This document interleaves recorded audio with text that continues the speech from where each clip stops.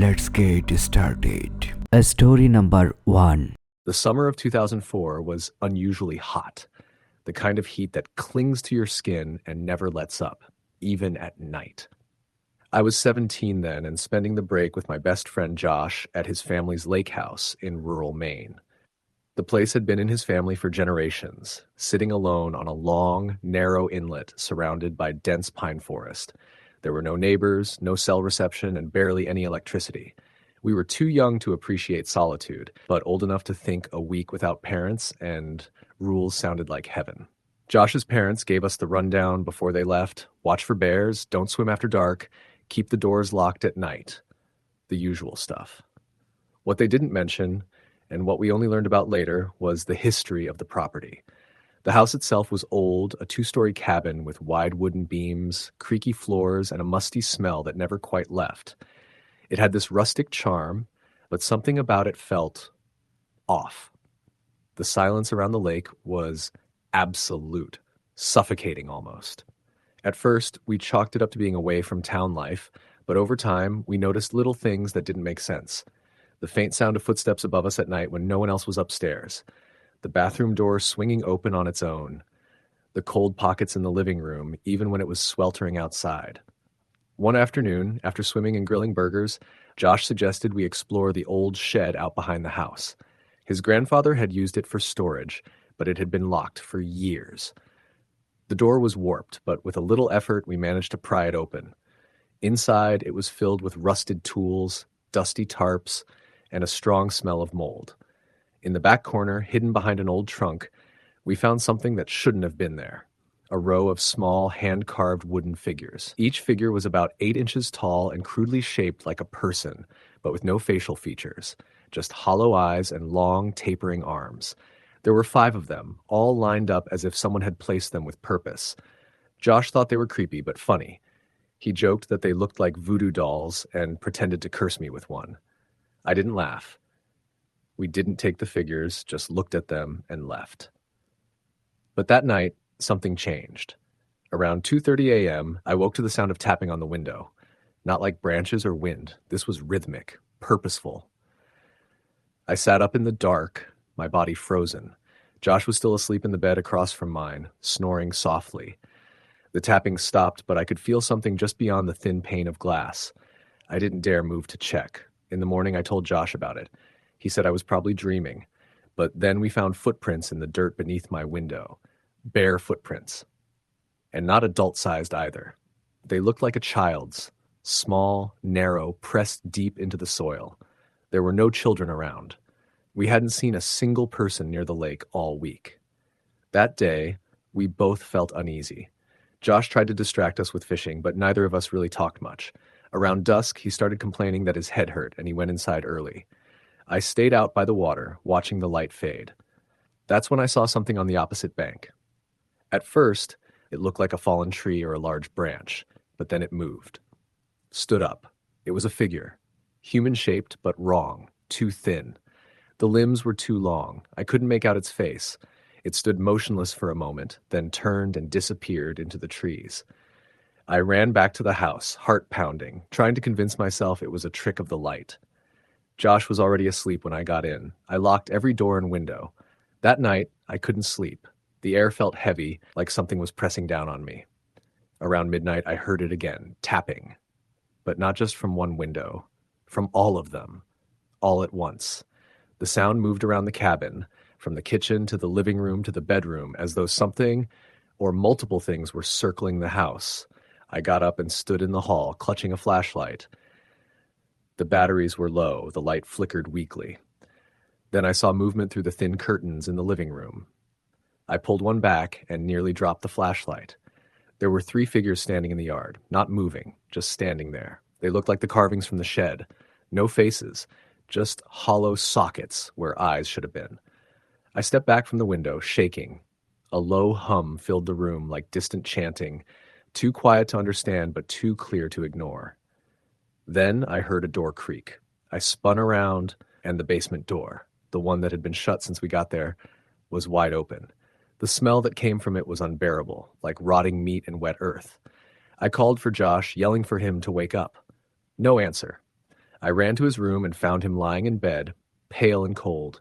I shook him, slapped him, screamed. Finally, he gasped awake, eyes wide in terror. He said he'd been dreaming of drowning over and over again, and that something had been pulling him down, holding him there. We didn't sleep the rest of the night. Just sat with our backs to the wall, clutching flashlights and knives from the kitchen. The figures were gone by morning. So was the smell. The basement door was closed like it had never been opened. Josh wanted to leave, but I convinced him to give it one more day. We were both too stubborn to give up, too unsure if we were imagining things. That afternoon, we went back to the shed. The wooden figures were gone. All that was left was a dark stain on the floor where they'd been, and drag marks in the dust leading to the door. We left that night. I don't remember much of the drive, just that neither of us spoke. When we got back to town, we told Josh's parents we cut the trip short because of the heat. They never asked questions. Maybe they knew. Maybe that's why they only visited for short weekends and never let the kids go alone. A few weeks later, Josh started having sleep issues. He'd wake up choking, claiming to see people in his room. He said they looked like they were made of wood. Eventually, he moved to a different state and we drifted apart. I still check in sometimes. He doesn't like to talk about that summer. As for me, I've never gone back to that lake. I don't go near forests if I can help it. And I never ever look out my window if I hear tapping in the middle of the night. Because sometimes when the air is heavy and the night is too quiet, I still see them standing there waiting. Story the end. Story number 2. The summer I turned 25, I decided to spend a few weeks at a small lakeside cabin my family had owned for generations, tucked away in the dense woods of northern Michigan. It was a place I'd only ever visited as a kid, but my parents had handed the keys to me after my grandfather passed away the previous fall. I welcomed the chance to escape the city heat and noise, craving the calm that only the forest and water could offer. The cabin sat near the edge of a dark, still lake surrounded by towering pines and thick underbrush. It had an old wooden dock, weather-beaten and creaky, stretching out over the water like a fragile finger. The first few days were peaceful. I swam in the lake every morning, the cold water shocking me awake. I hiked in the woods, collected wildflowers, and read on the porch in the late afternoons, sipping iced tea as the sun dipped behind the trees. At night, the stars seemed impossibly bright. The Milky Way stretched out like a glowing ribbon across the sky. The only sounds were the hum of insects, the occasional hoot of an owl, and the lapping of water against the dock. But as the summer stretched on, I began to notice small things that didn't sit right. On the third night, I was awakened by the sound of footsteps on the porch outside my bedroom window. I was certain I'd locked the doors, and my dog, Max, who usually slept at the foot of my bed, was restless, growling softly. When I cautiously peeked outside, the porch was empty. The footprints in the dirt, however, were unmistakable. A pair of wet boots, stepping softly but deliberately across the wood planks, then back into the shadows of the trees. I chalked it up to a late-night animal or a wandering neighbor, though no one lived close by. The next day I found my fishing gear disturbed on the dock. A spool of line was unraveled, hooks tangled. Max seemed fixated on the woods, his hackles raised, growling low and refusing to follow me into the trees. Unease began to gnaw at me. The third night was worse. I awoke suddenly to a whisper, faint but distinct, echoing through the cabin. It was a woman's voice, barely audible, repeating my name over and over in a slow, mournful chant. Max whimpered and paced restlessly. I switched on every light and searched every room, but found nothing. The whispering stopped when dawn broke, leaving only the heavy silence of the early morning. A few days later, I was fishing off the dock when I noticed a figure standing in the distance across the lake. At first, I thought it was a man, standing perfectly still in a clearing, but as I watched, the figure's form shimmered and blurred, disappearing like mist. I blinked, but when I looked back, there was nothing. The spot was dense forest, no trail or clearing visible. That evening, I told my neighbor, an elderly man named Harold, about what I'd seen and heard. His face grew serious. He told me about the cabin's history, how decades ago a young woman named Clara had drowned in the lake during a stormy summer night. She had been engaged to a local fisherman, but one evening she went out on the water alone and never returned. Some said she'd been waiting for her fiancé, who never came, and her spirit was said to haunt the shoreline, still searching. I was skeptical but unsettled. That night, the whispers returned, louder, more urgent. This time, I heard footsteps pacing the floor above me, the cabin's attic. I went up, heart pounding, but found only dusty boxes and old furniture. Yet, I could swear I saw a pale figure standing in the corner, just out of the light. When I stepped forward, it vanished. I began to dream of Clara.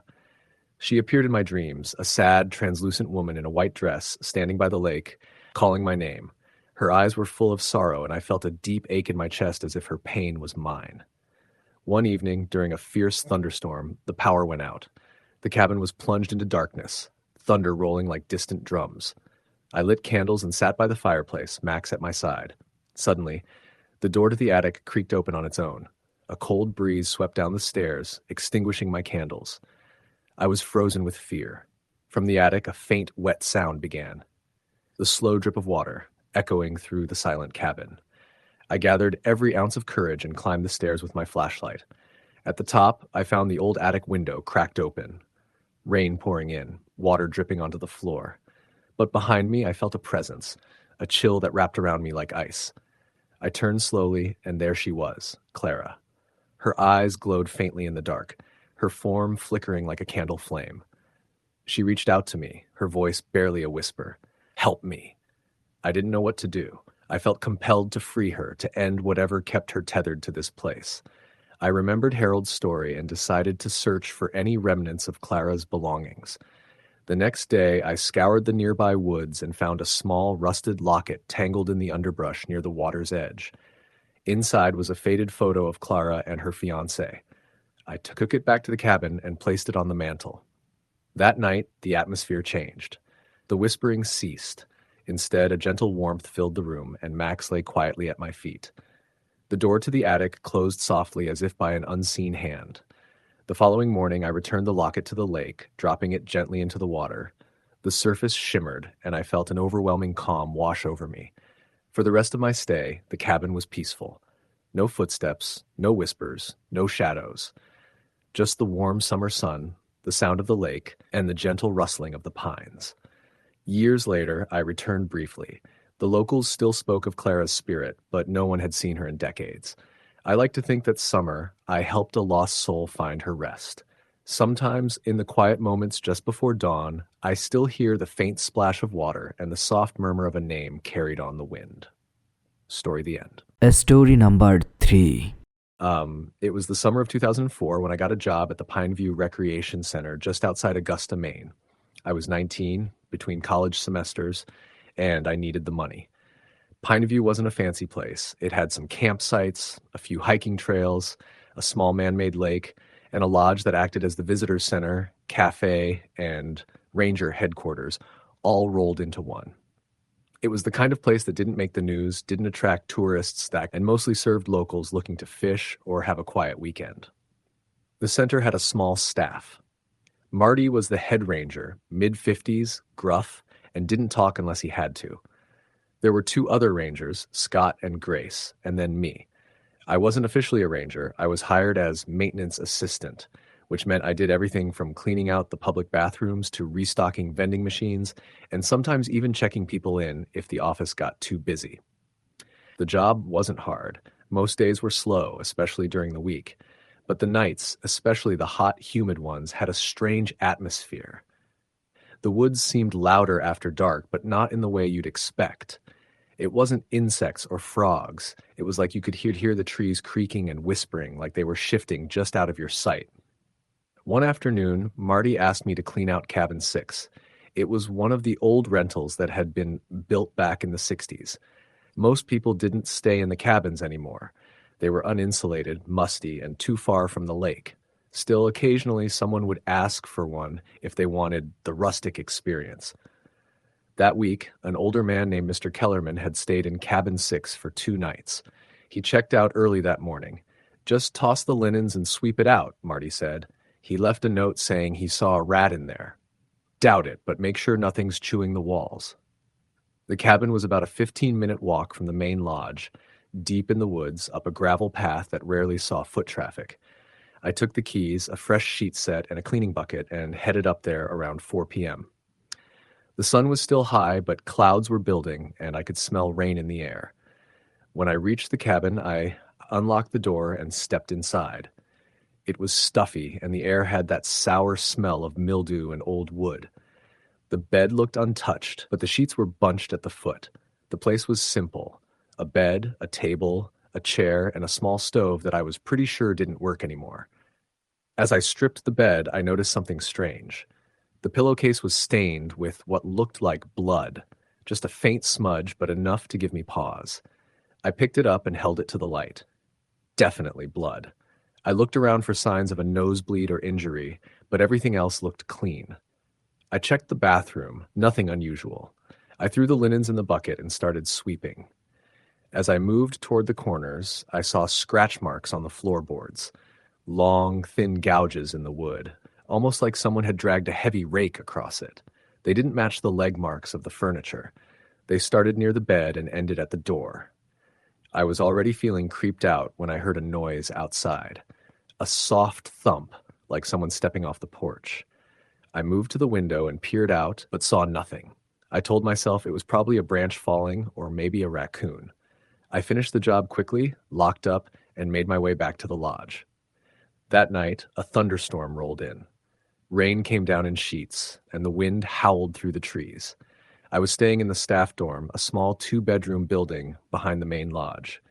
I shared it with Scott, but he was off that night. I was alone.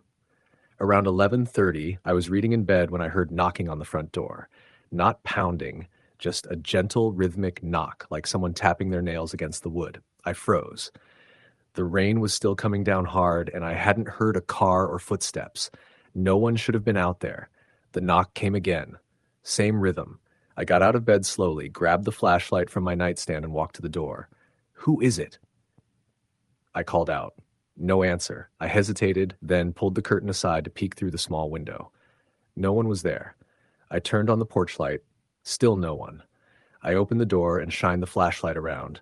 The gravel path was empty. Rain splashed into puddles, and the trees swayed violently in the wind. I stepped out just enough to look around the corner of the building, and that's when I saw the footprints. Muddy, barefoot prints on the porch, leading up to the door, but not away. They ended at the threshold. No return path, no side trail, just wet prints from someone who had walked there barefoot in the middle of a thunderstorm. I backed inside and locked the door. That night, I barely slept. The next morning, I told Marty. He shrugged it off. "You probably heard the wind knocking a branch loose," he said. "Those cabins have rats and raccoons. Sometimes they scratch around the doors." "But there were footprints," I said. "Human footprints." Marty paused. Then he muttered, "Don't worry about it. Just keep your head down and do your work." That afternoon, I looked up Kellerman's checkout form. He'd scribbled something on the bottom in shaky handwriting. "Please don't put anyone in that cabin again. There's someone in the walls." I went back to cabin 6 that evening. I told myself I was being stupid, but I needed to see it again in daylight. I needed to prove it was nothing. I stepped inside and immediately felt that same pressure, like the air was thick and watching me. I walked to the wall beside the bed and knocked. Hollow. I ran my hand along the old paneling and noticed something, a thin vertical seam, almost like a hidden door. I pushed, and to my surprise, it opened. It wasn't a door, really, more like a panel that led into a narrow crawl space between the wall and the outer structure. Inside, it was dark, dusty, and smelled of urine and rot. I aimed my flashlight inside and nearly screamed. There were claw marks on the wood inside, scratches and gouges along with bits of what looked like shredded cloth, and in the corner, half hidden under debris, was something worse. A doll, old, dirty, and missing an eye. Someone had wrapped a piece of cloth around it like a blanket. The cloth was stained dark. I backed out and shut the panel. I left the cabin and didn't go back. 2 nights later, a camper went missing, a woman named Marla Jennings in her 40s, staying alone at one of the remote tent sites near the eastern edge of the park. She'd checked in on a Friday afternoon and was due to leave Sunday. When she didn't return her keys or show up to check out, Grace hiked out to the site. The tent was still there. Her gear was still inside. Her car was parked near the trailhead. But Marla was gone. They organized a search. Police came, dogs were brought in, nothing was found. But I heard Grace talking to Scott when she got back. She said she found something near the site, a small footprint, barefoot, like a child's, in the mud circling the tent, but there had been no children in the park that week. After Marla vanished, Marty quietly closed Cabin 6. No announcement, just posted a maintenance sign on the trail leading to it and removed it from the reservation system. The rest of the summer passed with tension. We heard things, all of us. Whispers in the trees, strange knocking at night. Grace said she saw someone watching her from the woods. Pale skin, wide eyes, but when she turned her flashlight on, no one was there. One night, I was walking back from the main lodge after locking up when I heard movement behind me. Not fast, just slow, deliberate footsteps on gravel. I turned, expecting to see Scott or maybe a camper who was lost. There was a girl, maybe 7 or 8 years old, barefoot, wearing a white nightgown that was soaked and clinging to her like it had just been pulled from a river. Her hair was dark and tangled, face pale as chalk. She didn't speak, just stared at me with wide, empty eyes. I took a step back. She tilted her head slightly, as if curious. Then she opened her mouth. Her teeth were black. I ran. When I looked back, she was gone. I didn't tell Marty. I didn't tell anyone. I thought maybe I was losing my mind. Maybe the stress and heat and long hours were getting to me. But then, 2 weeks before the season ended, Scott vanished. He went out to do a trail check and never came back. They found his flashlight and walkie near Cabin 6. His body was never recovered. Marty retired that year. The park stayed open, but Cabin 6 was torn down the next spring. No one talked about it. I moved away, finished school, got a job in another state. I never went back to Pineview.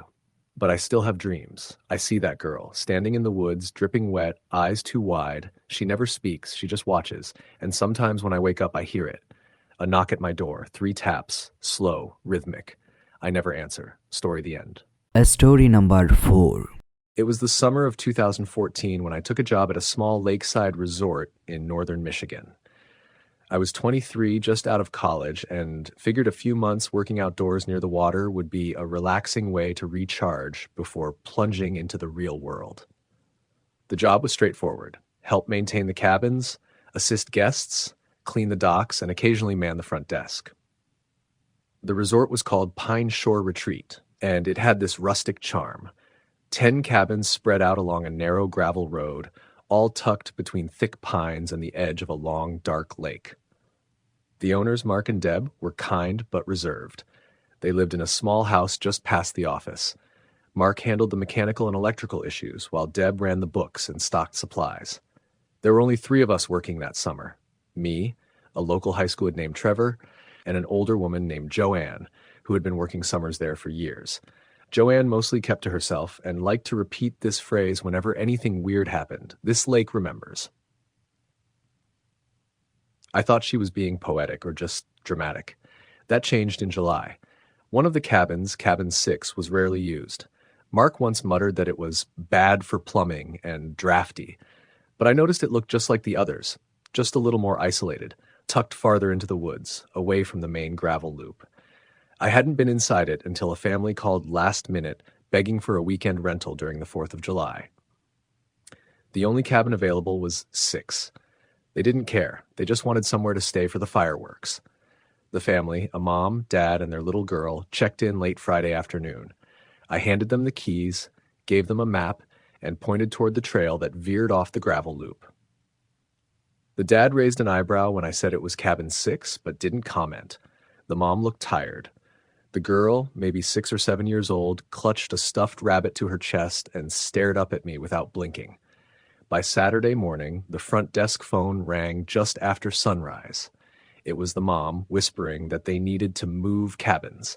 She didn't offer an explanation, just said they were willing to pay extra or even leave early, whatever it took. I told her we were fully booked. She went quiet for a few seconds and then said, "Something's wrong with that place. The lights flicker all night. My daughter said a man came into her room and stood at the end of her bed." I thought maybe someone was snooping, maybe a raccoon got in, or maybe her daughter had a nightmare. But when I offered to have Mark come by to check on things, she said not to bother. They were packing up and leaving. By the time I made it to Cabin 6, Their car was already gone. The cabin was locked, but I had a key. Inside, everything seemed normal. I did notice the bed sheets in the second bedroom were in a crumpled pile on the floor, and the little girl's stuffed rabbit had been abandoned on the windowsill. That gave me a weird feeling. I took it back to the office, just in case they called for it. Later that day, Joanne saw the rabbit and just muttered, "Figures," before going back to her crossword. I asked her what she meant, and she told me she used to clean that cabin years ago. Said that every summer someone would either complain about lights flickering, or hearing voices, or someone walking in the night. She even mentioned a story from 2006. 2 teenagers stayed there, and the boy claimed he saw someone standing in the trees, watching the cabin for hours. The parents brushed it off, but a week later the boy cut his own hair off in the middle of the night and locked himself in the bathroom, screaming about not letting him in. I didn't know what to think. It could all be chalked up to summer jitters, nerves, bad dreams. But I started to feel a little different about Cabin 6 after that. The woods around it seemed thicker. The shadows seemed darker. The next incident happened 2 weeks later, around mid-July. A couple in their 30s checked in. I wasn't working the desk that day, but the next morning Mark pulled me aside and told me to go down to Cabin 6 and look at the window above the sink. Said there'd been a complaint about a nasty odor. When I got there, the air felt thick. It was a hot day, humid, but there was a chill near the door. I stepped inside and immediately noticed a sharp, sour smell, like old water or spoiled meat. The kitchen window was open. Flies buzzed around it. When I looked closer, I saw something on the sill, mold, or rot. But it wasn't just on the surface. It looked like the wood itself had turned black in patches, like something had soaked through and festered. I went to open the cabinet below the sink and found that the wood there, too, was damp and dark. I radioed Mark and told him he'd need to look at it, maybe tear out part of the wall. Before I left, I checked the bedroom where the little girl had slept. That same stuffed rabbit was back on the windowsill. I had taken it to the office. Mark confirmed he'd seen it in the lost and found. I brought it back again, this time locking it in the maintenance closet behind the front desk. That night, I stayed late to finish pressure washing the boats. Around 11:30 p.m., I walked back past the office and noticed the front door was slightly ajar. The lights were off. I think one forgot to close it. When I went in, the smell hit me instantly. Damp, sour, and wrong. I flipped the lights on and everything looked fine except for one thing. The maintenance closet door was open and the stuffed rabbit was gone. I checked the front desk camera footage the next morning. The feed from 10 p.m. to midnight was completely black. Every other night was fine. That one, just gone. I started avoiding Cabin 6. We all did. Even Mark admitted it gave him the creeps, though he never said why. Deb tried to keep it off the booking list, citing needed repairs. But in August, a family called in a panic. There'd been a fire at their planned cabin rental in another town, and they needed something that night. Again, the only option left was Cabin 6. They took it. A mother, her sister, and 2 teenage boys. They arrived just before dark, and I helped them carry in their luggage. One of the boys, around 15, gave me this weird look as we unloaded bags. I asked him if everything was okay, and he said, "Does someone else live here?" I told him no, and he just nodded slowly. At around 2 a.m., the resort phone rang. It was the sister. She was whispering frantically, saying she needed someone to come down immediately. She claimed her nephew was having some kind of breakdown. I grabbed my flashlight and jogged down. The cabin was dark. When I knocked, no one answered. The door was unlocked. Inside, the room was cold, much colder than it should have been in mid-August. The smell was back. I found the boy in the second bedroom, huddled in the corner, rocking back and forth. His eyes were wide, and he came out of the wall. He came out of the wall. He came out of the wall. His aunt stood near the bed, white-faced, unsure of what to do. The mother was holding her phone and dialing 911. We ended up helping them move into the main house for the rest of the night. They left the next morning. Mark finally boarded up Cabin 6 the following week, said it was under permanent maintenance. I asked him if he knew what had happened there, really.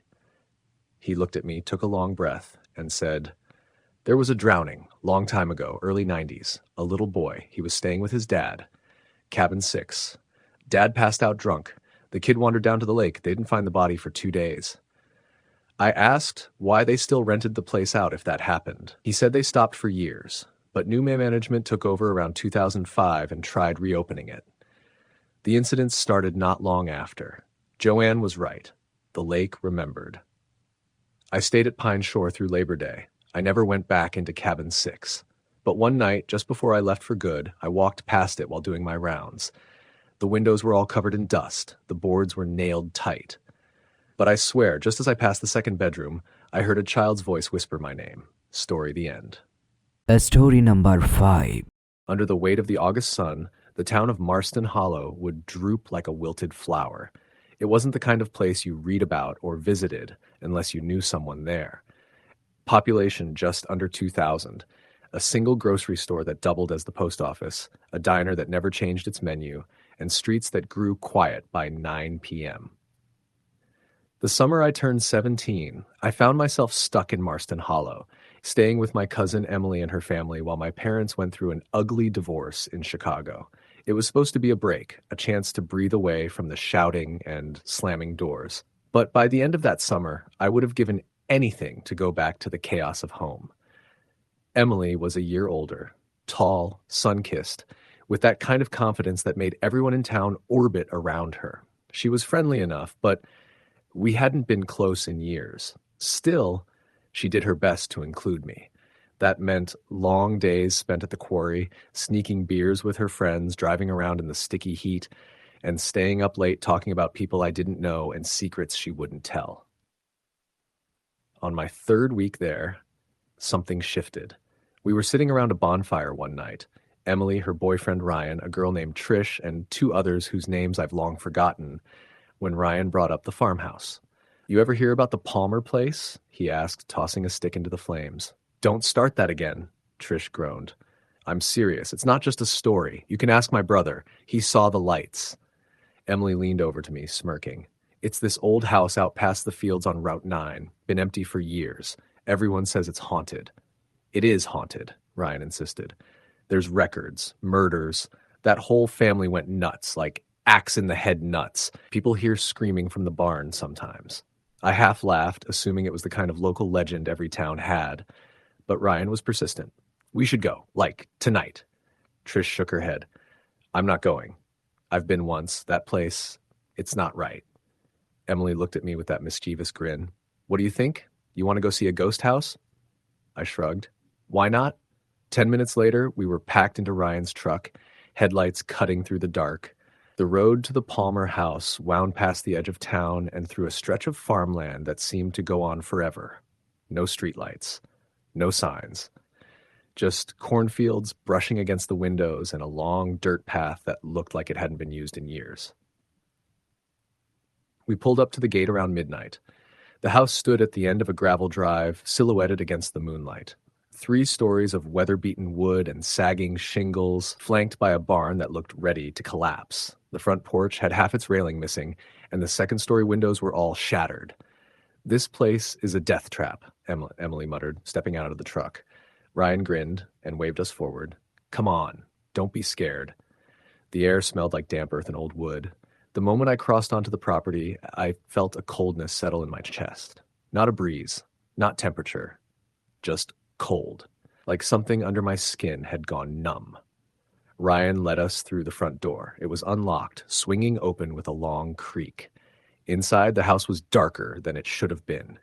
Even with the moonlight pouring through the windows, the room swallowed it. Dust clung to every surface. The wallpaper peeled in long strips, revealing cracked plaster beneath. We split up. Emily and I stayed together, poking around the parlor while the others drifted upstairs.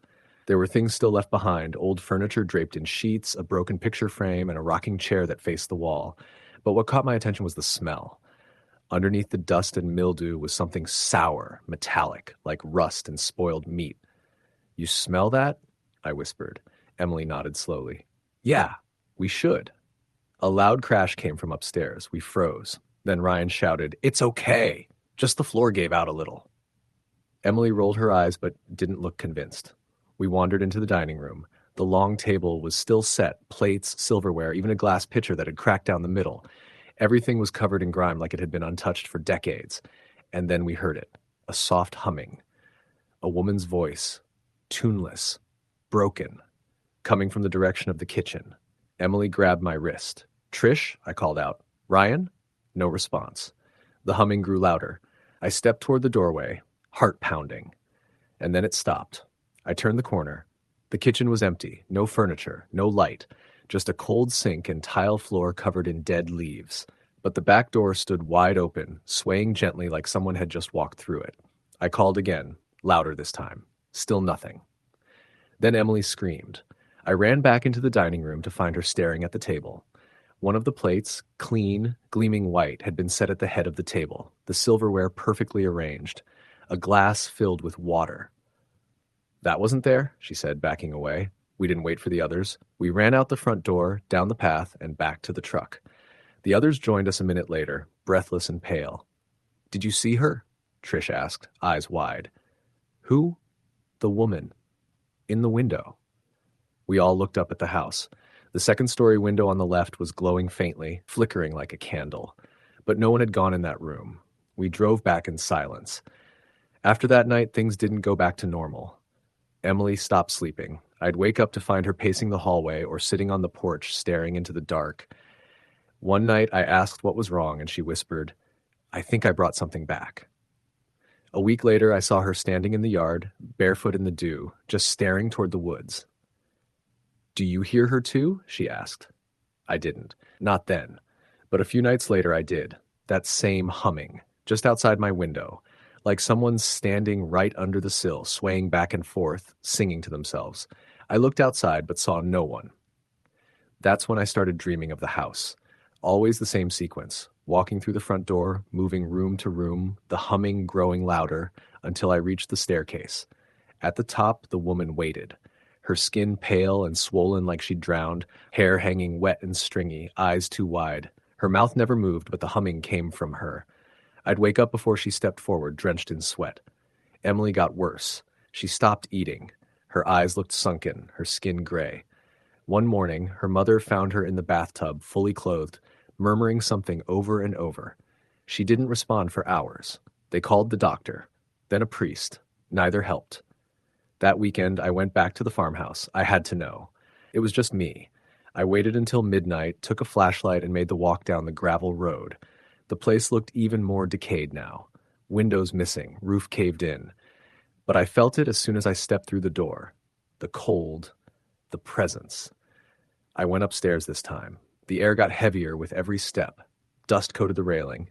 I reached the hallway and turned left toward the room we saw glowing that night. The door was ajar. I pushed it open. Inside was a child's bedroom, bed frame still intact, dresser half collapsed.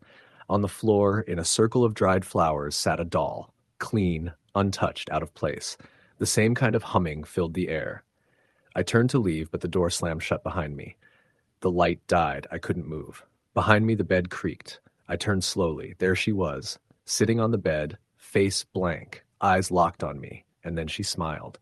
I don't remember getting home. I just remember waking up in my bed, covered in dirt and sweat, my shoes still on. Emily was gone. They found her 2 days later at the edge of the woods near the Palmer property. No injuries, no signs of a struggle, but she wouldn't speak, wouldn't move. Just stared straight ahead, mouthing that same tune. Her parents put her in a facility an hour outside of town. She never came back. That house burned down the following spring. No cause ever determined. But locals say you can still hear the humming sometimes, drifting through the fields on hot summer nights. They say the woman was never part of a story, that she's always been there. And if you hear her song, it means she's looking for someone new. Story the end. Story number 6. In the summer of 2019, I worked a seasonal job as a lifeguard at a private beach in Connecticut. The beach was part of a small, gated summer community called Mariners Bluff. It was mostly older families, generations of people who came back year after year, the kind of place where every third person knew your name, even if you didn't remember theirs. I had taken the job because my cousin Claire lived there, and her family offered me a place to stay for free. It seemed like the perfect situation: free room, steady pay, and a beach. It was the kind of place where everything looked perfect on the surface. The The sand was always groomed by morning, the houses were all well maintained, and at night the whole town was lit with old-fashioned lanterns along the walking paths. But under that polish, there was a weird quietness about the community, something that felt heavy, like silence that had been practiced for years. The beach had a large lifeguard tower, but I wasn't allowed to use it until I finished my shadow week with another guard named Tyler. He'd worked there for 4 summers and knew everything. The good swimming spots, the strong currents, the families with annoying kids. But on my second day, I noticed something weird. There was a stretch of beach about 100 feet from the main swimming area that no one went near. No towels, no kids digging in the sand, nothing. Just smooth sand and a single wooden bench facing the water. It wasn't roped off or marked as private. People just didn't go there. I pointed it out to Tyler, joking that maybe it was haunted or cursed. He laughed at first, then kind of looked away and said, "Yeah, actually, sort of." He didn't explain until later. He said about 15 years ago, a boy named Evan drowned in that section of water. He was 14, swimming alone, no lifeguards on duty because it was early morning. They found him face down near the rocks. His family had been coming to Mariner's Bluff for decades. After the drowning, they stopped showing up. The story goes that his mother would come back every summer just once to sit on that bench. I asked if she still did. Tyler nodded. "You'll see her, usually around dusk." Sure enough, a week later, I spotted a woman sitting on the bench. She was dressed all in black, staring straight at the water, not moving. I kept glancing over, not even sure why. Something about her posture made me uncomfortable. After about an hour, she got up and walked away down the path without looking back. That should have been it. Just a sad footnote in the beach's history. But things started getting strange after that. It was always small stuff at first. Radios cutting out while we were on duty, the tide pulling harder than usual near that stretch of water. But the weirdest thing was how kids started complaining about something grabbing them underwater. Not biting or scratching, just tugging at their legs. It happened enough times that we made a rule. No swimming near the rocks. We blamed it on the current. Still, it bothered me. One day in late July, I was cleaning up trash near the edge of the beach right before sunset. Everyone else had gone home. I looked up and saw the same woman in black sitting on the bench again, just as still as before. Except this time, she wasn't alone. There was a boy standing next to her, maybe 13 or 14. He was wet, his clothes dripping onto the sand, and pale, like he hadn't been in the sun all day. His hair was slicked down, his arms at his sides, and he stared right at me. Not the woman. Me. I froze. My first instinct was that some kid had gone into the water and wandered out alone, but I didn't hear a splash. I waved and took a few steps toward them. The woman didn't turn her head, didn't acknowledge me at all, but the boy smiled. It wasn't a happy smile. It was a twisted, knowing grin, like he knew something I didn't. Then he slowly turned and walked into the trees behind the bench. The woman followed a few seconds later, her dress dragging into I ran over, genuinely thinking they might be lost or hurt. But when I got to the bench, the sand behind it was undisturbed. No footprints. No broken branches. Nothing. I told Tyler the next day, and he just looked down at the sand and said, "You saw them too." That's when he told me the rumors. People said Evan didn't drown by accident. They said his death wasn't normal, that he had changed in the weeks before he died, became quiet, reclusive, obsessed with the water. His mom would find him standing waist deep in the surf late at night, unmoving even in the cold. One of his friends claimed Evan once said, "He talks to me in the tide." But no one ever figured out what he meant. Tyler said the beach wasn't the same after that summer. Lifeguards started quitting. Families who stayed in the nearby cottages started asking to move farther up the beach. One woman claimed her toddler had been pulled underwater by something unseen during low tide. Another swore she saw a boy standing ankle deep in the water at dawn, then vanish when she called out. I didn't believe in ghosts, not really, but I stopped walking alone by that bench after dark, and I never swam near the rocks. Things got worse in August. One evening during the last beach event of the summer, a community bonfire, I was posted up at the dock to keep an eye on kids swimming. The fire was going strong on the far end of the beach, the music was playing, and people were roasting marshmallows. It was one of the busiest nights of the season. That's when I heard someone screaming. Not a child playing or laughing, an actual scream. High-pitched, panicked. I turned toward the rocks and saw a girl thrashing in the water. She was about 10 or 11, and she was alone. I dove in and swam to her as fast as I could. When I reached her, she was sobbing and gasping for air. She kept screaming, "He grabbed me! He grabbed me!" I pulled her to shore. Her parents came running. She had no cuts or bruises, but she was shaking violently. I asked her who grabbed her, and she just pointed to the water and cried harder. Later that night, as things calmed down and the beach cleared out, I stayed back to do a final sweep. The fire had burned low and the moonlight glinted off the calm waves. I walked the sand with my flashlight, not really expecting to find anything. But near the bench I saw something strange. Footprints. Small, bare footprints leading from the water up to the bench and stopping. There were no prints leading back. I followed them to the bench and stood there, staring out at the dark waves. I thought about the boy I saw and the way he smiled at me. I thought about the girl's scream. Then I heard it. A whisper. Not a voice in my ear, but something carried by the wind, faint, wet, and garbled. "Come back." I backed away and ran. My last week at Mariners Bluff, I barely slept. I kept dreaming about drowning. Every night I'd wake up gasping, my body feeling like I'd just surfaced from deep water. Once I even woke up with sand in my sheets. Claire joked I was just too into the job, but I could see the concern on her face. On my final night, I walked the beach one last time. The moon was full. Everything was silent. I found myself drawn to the bench again, like I had to see it. Say goodbye, maybe? But when I got there, someone was sitting on it. It was the boy. Only this time he wasn't wet. He was dry, barefoot, wearing a plain white t-shirt and shorts. He turned his head slowly toward me and said something I couldn't quite hear. I stepped closer. He spoke again. "You don't belong here." My stomach turned. I asked him what he meant. He stood up, walked toward the water, and said, "They never leave." Then he stepped into the surf and kept walking. I ran after him, but by the time I reached the water, he was gone.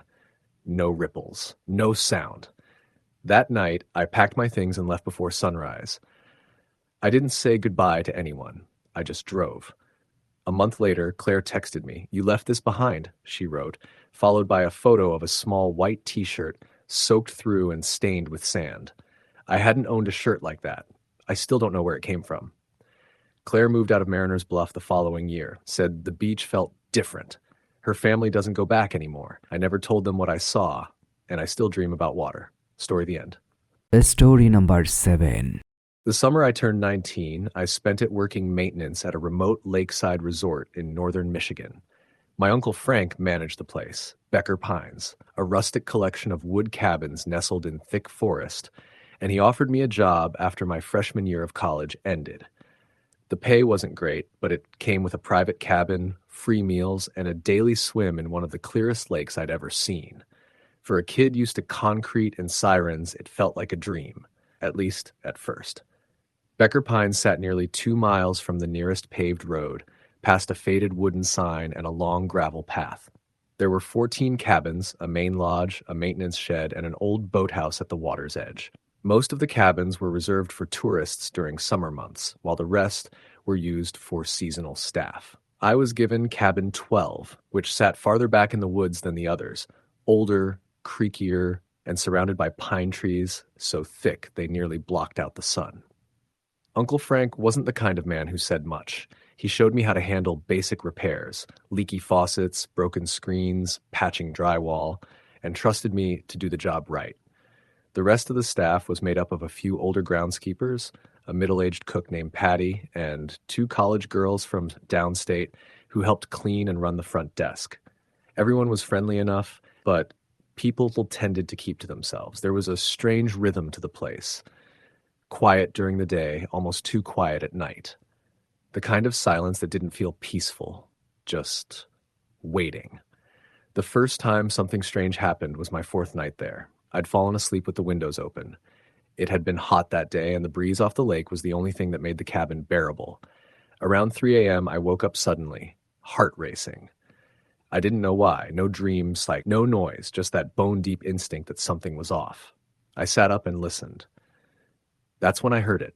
Footsteps, slow and deliberate, crunching in the pine needles outside my window. Whoever it was wasn't in a hurry. They were circling the cabin. I froze. There wasn't supposed to be anyone back there. Cabin 12 was the last one on the trail. My window was open just enough to hear breathing. Heavy. Shaky. Like someone was standing just below it, trying not to be heard. I didn't move. Didn't even breathe. The footsteps eventually wandered off into the woods. I stayed awake until dawn, clutching the flashlight I kept beside the bed. When I told Uncle Frank, he didn't seem surprised. Probably a drunk guest. Happens sometimes. But cabin 13 is empty, I said. There's no one out there. He just shrugged. Animals, maybe. We get a lot of coyotes. But coyotes didn't sound like people, and they didn't breathe like that. I tried to shake it off, but the feeling lingered. I found myself checking over my shoulder constantly, keeping my flashlight within reach no matter where I went. Some nights I'd wake up with the same sensation, that someone was outside, just out of sight. I'd hear whispers, too, faint and unintelligible, like a radio playing a station that couldn't quite come in. A few weeks in, Patty cornered me in the kitchen. "You're in 12, right?" she asked, drying her hands. "Yeah." "You sleeping okay?" I hesitated. "Not really." She nodded, like she already knew. "Don't listen if you hear your name, especially at night." "What?" "If you hear someone call your name from the woods, don't answer. No matter what. You understand me?" I stared at her. "Why would anyone?" She cut me off. I promised. That night, I couldn't sleep. Her warning played over and over in my head. I sat on the edge of the bed, staring at the tree line through the window, trying to convince myself that she was superstitious. But as the wind died down and the woods fell still, I heard it. A voice. Eli. It was soft, almost gentle, like someone trying not to scare me, and it came from just beyond the trees. "Eli, come here." It sounded like my mother. I stood up, heart slamming in my chest. My mom was in Detroit, 200 miles away, but the voice sounded exactly like her. I could hear it clearer now, closer. Just on the other side of the clearing. I stepped toward the window, and then I remembered what Patty said. "Don't answer." I closed the window, pulled the curtains, locked the door, and sat in the corner until morning. I didn't tell anyone that time. What could I say? That the woods called to me in my mother's voice? The next day, I noticed something else. The old boathouse by the lake, normally locked tight, was wide open. I went down to investigate. Inside, the air was damp and musty. Rotting life jackets hung from rusted hooks and spiderwebs coated everything. But in the far corner, something had been disturbed. There were footprints in the dust, barefoot and small, like a child's. I followed them to a trapdoor I hadn't noticed before. It was partially open, leading to some kind of crawl space beneath the boathouse. I pulled out my flashlight and shone it into the gap. Something moved. Just for a second, a blur of pale skin. Then, gone. I slammed the trapdoor shut and backed out. Uncle Frank didn't like questions about the boathouse. "Place is falling apart," he said. "No reason to be in there. Just keep it locked." But it wasn't just the boathouse. Over the next week, more strange things happened. Guests reported seeing shadows in the woods at night, too tall, too still. One woman said she saw a child standing at the edge of the lake, staring at her before disappearing into the water. A couple in cabin 3 checked out early after waking to find handprints, small and wet, on the inside of their window. Everyone was on edge. Then came the storm. It hit late one afternoon, blowing in fast and hard. Power went out, trees came down, the main lodge took some damage, and we spent most of the night helping guests relocate to safer cabins. Around midnight, I was walking back to mine when I saw a light flickering in the woods. Not a flashlight, not a lantern. It was blue, cold, pulsing. I don't know what made me follow it. Curiosity, stupidity. But I did. I stepped off the path and into the trees, branches whipping against my arms. The light moved deeper, always just far enough to keep me chasing.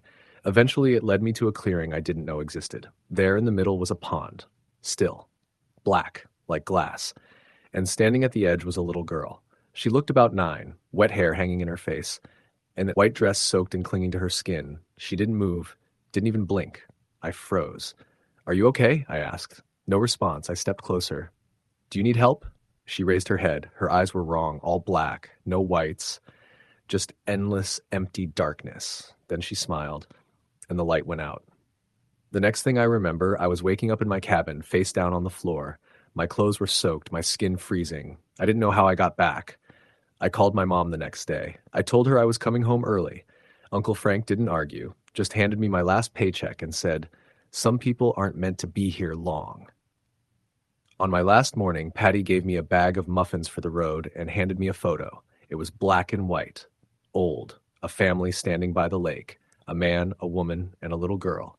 She was the original owner's daughter, Patty said. Drowned out there in 1952. They never found her body. I stared at the girl. It was her, the one from the clearing. Patty leaned in. "You saw her, didn't you?" I nodded. "She follows the lonely ones," she said, "especially in summer, when the air's heavy and the lake's still." I left Becker Pines that day and never looked back. Sometimes I dream of her, that girl in the water, calling my name, telling me it's safe to come in. And even now, all these years later, every time I hear my name on the wind, I hesitate, just for a second, because I remember the black eyes and the smile. Story the end. Story number 8.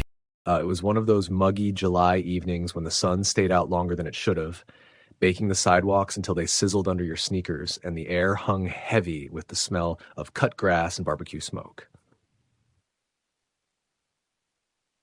I had just turned 19 and was spending the summer with my cousin Tyler and his family in their small town in upstate New York. Their house sat on the edge of a sprawling field that bordered a thick patch of woods that nobody really went into anymore.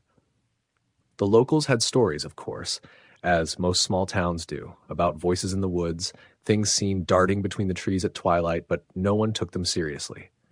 Or at least, that's what I thought. Tyler and I spent most of our days swimming in the lake or biking into town for slushies, but by late July, we were getting bored. One night, we were sitting on the back porch, the sky bruising purple with dusk, when Tyler mentioned the old farmhouse. "It's still back there, you know," he said, flicking his cigarette into the grass. "The Reiner place. No one's touched it since the fire, like 15 years ago." I remembered hearing something about it. A family of 4, 2 kids, a mother, and a father. House burned down one summer night. Rumor was only the youngest kid made it out. The rest were trapped inside. "They say it still smells like smoke in there," he added, voice low, almost daring. I asked if he'd been there, and he shrugged. "I tried. Got to the front steps once, but I heard something. Like someone coughing. Real deep, like their lungs were full of ash." We both laughed a little, but the image stuck with me. I couldn't shake it. 3 nights later, when his parents were at a weekend festival and we had the house to ourselves, Tyler suggested we check it out. It was close to midnight when we packed 2 flashlights, a bottle of water, and started walking toward the woods. The air was thick with humidity, crickets screaming from every direction, fireflies blinking lazily in the darkness. It was about a half-hour hike to reach the old trail. The path was almost overgrown now, with wild grass up to our knees and vines stretching across what had once been a gravel walkway. Trees leaned in on both sides, blotting out the moonlight. Tyler walked ahead, his flashlight slicing through the underbrush. We didn't speak much on the way in. Something about the night felt wrong, like the trees were listening. I kept hearing little noises behind us, twigs snapping, leaves rustling, but every time I turned around, there was nothing. Just the deep black of the woods and the sound of our own footsteps. Eventually, we reached a clearing. The grass here had grown wild and unkempt, covering the remains of a burnt-out foundation. It wasn't much anymore, just the base of what had been a 2-story house, with a few blackened beams sticking out like bones. The air was noticeably cooler here, which didn't make sense. I remember that very clearly. It had been nearly 90 degrees all day, and yet the second we stepped into the clearing, it felt like stepping into a refrigerator. Tyler waved his flashlight over the remains, and I followed close behind. We saw the outline of what had been the front steps, the crumbled remains of a fireplace, and near the back, what looked like the remnants of a stairway that once led to the second floor. "This is it," Tyler whispered. "This is where they died." He stepped onto the foundation, walking toward the back where the kitchen might have been. I hesitated. Something inside me screamed not to go any further. My legs were heavy, and the air had this weird stillness, like everything was holding its breath. "Come on," he called. "Don't chicken out now." I stepped forward. The moment my foot hit the foundation, I smelled it. Smoke. Not like someone lighting a campfire or a grill, but thick, acrid, choking smoke, the kind you smell when something's really burning. I coughed and pulled my shirt up over my mouth, but Tyler didn't seem to notice. "Do you smell that?" I asked. He stopped, looking at me, then sniffed. "No, what?" "Smoke, like fresh. It's strong." He frowned, took a few steps toward me, and suddenly we both heard it. A soft, dragging sound, like someone pulling a heavy sack across the wooden floor. But there was no floor, just scorched earth and crumbling cement. We froze. I swung my flashlight in the direction of the noise, but there was nothing there. Just beams of light cutting through the smoke that shouldn't have been there. Then the coughing started. It was faint at first, a rasping, dry hack that echoed from somewhere behind the remains of the staircase. Tyler looked at me, his eyes wide, mouth slightly open. "You heard that, right?" I asked. He nodded, gripping his flashlight tighter. "Let's go. Now." We turned back the way we came, but the trail wasn't there. I swear to God, it wasn't there. We had walked in on a clear trail, maybe not freshly used, but visible. Now there was nothing, just wall-to-wall trees and grass that hadn't been disturbed in years. Tyler started breathing fast. No, it was right here. I tried to stay calm. "Okay, maybe we just turned around wrong. Let's go back to the house and start from there." But when we turned, the ruins were gone. Not faded, not shrouded in mist. Gone. Where the house had been just minutes before, there was now only a field. Empty. Flat. Untouched. Tyler stumbled backward. "What the hell is this?" I looked down. My sneakers were blackened, ash. I reached down and touched the ground. Warm. Still warm. Then we heard it again. The dragging sound. Only this time it was closer. Tyler turned and ran. I followed, crashing through the underbrush, not caring which direction we were going. The only thought in my mind was to get out of there. Branches whipped my face, brambles tore at my legs, but I didn't stop until we hit the back fence of his yard.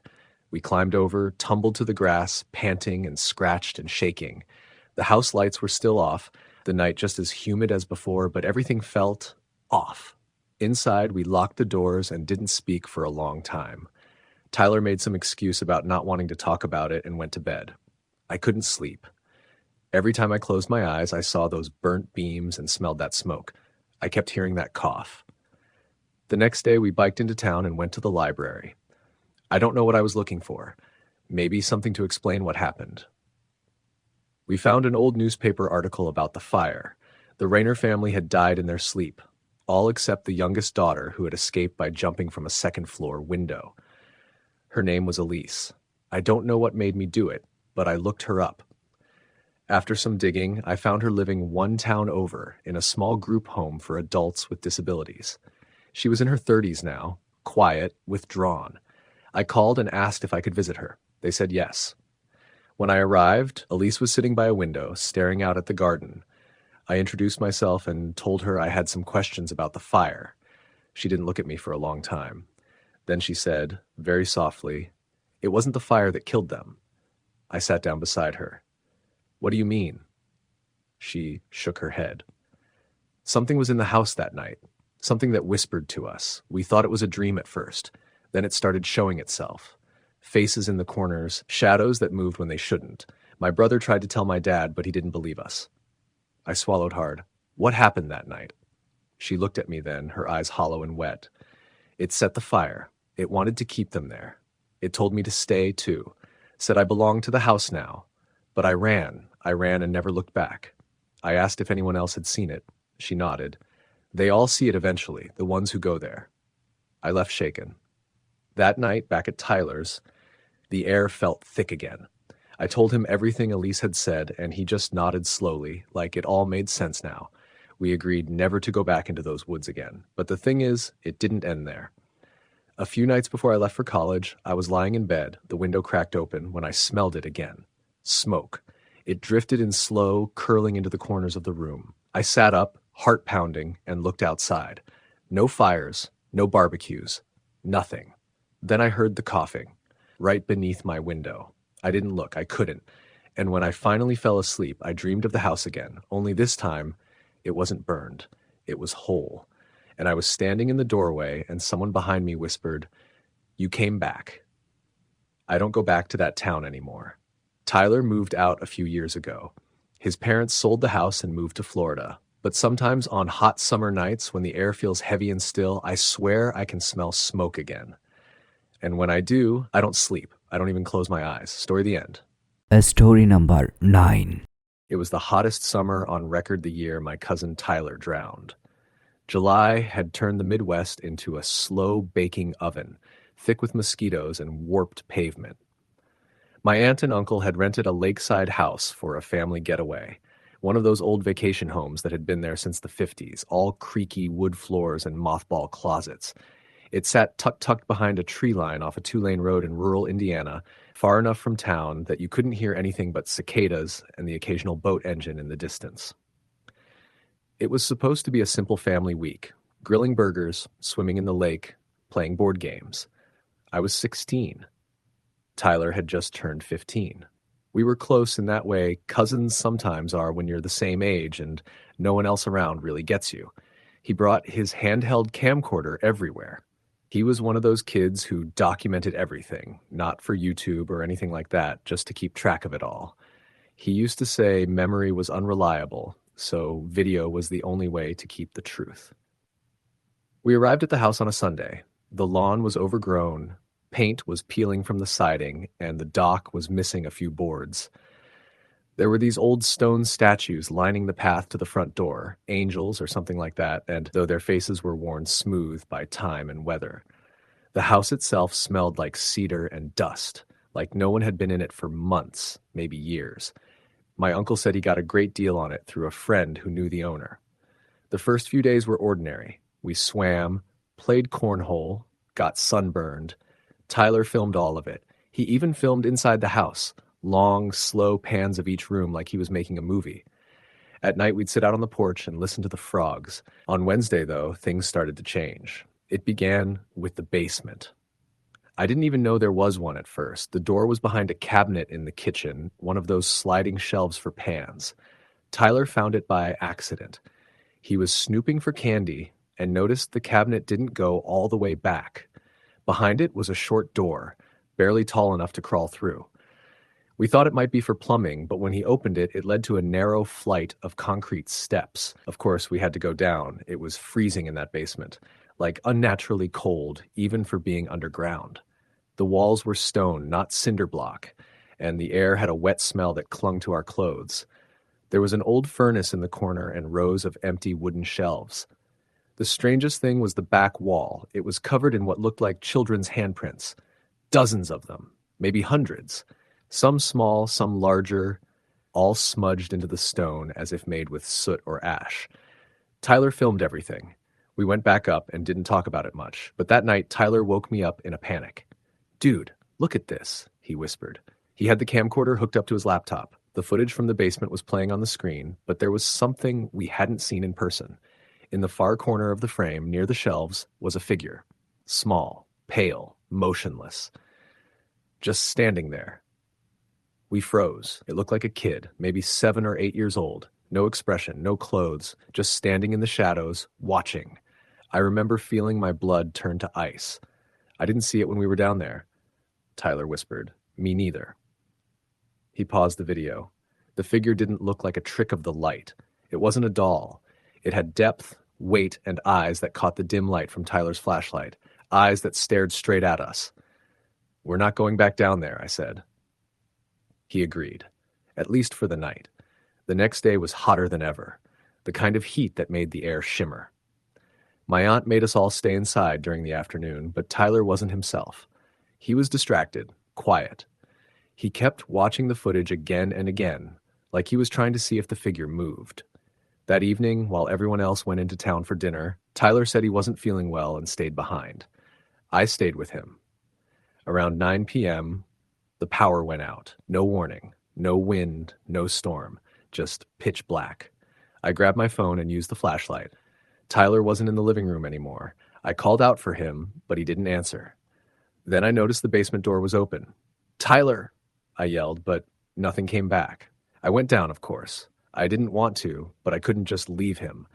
The stairs creaked under my weight. My flashlight flickered, then steadied. The basement looked the same, except the handprints were smeared now, like someone had tried to scrub them off but only made it worse.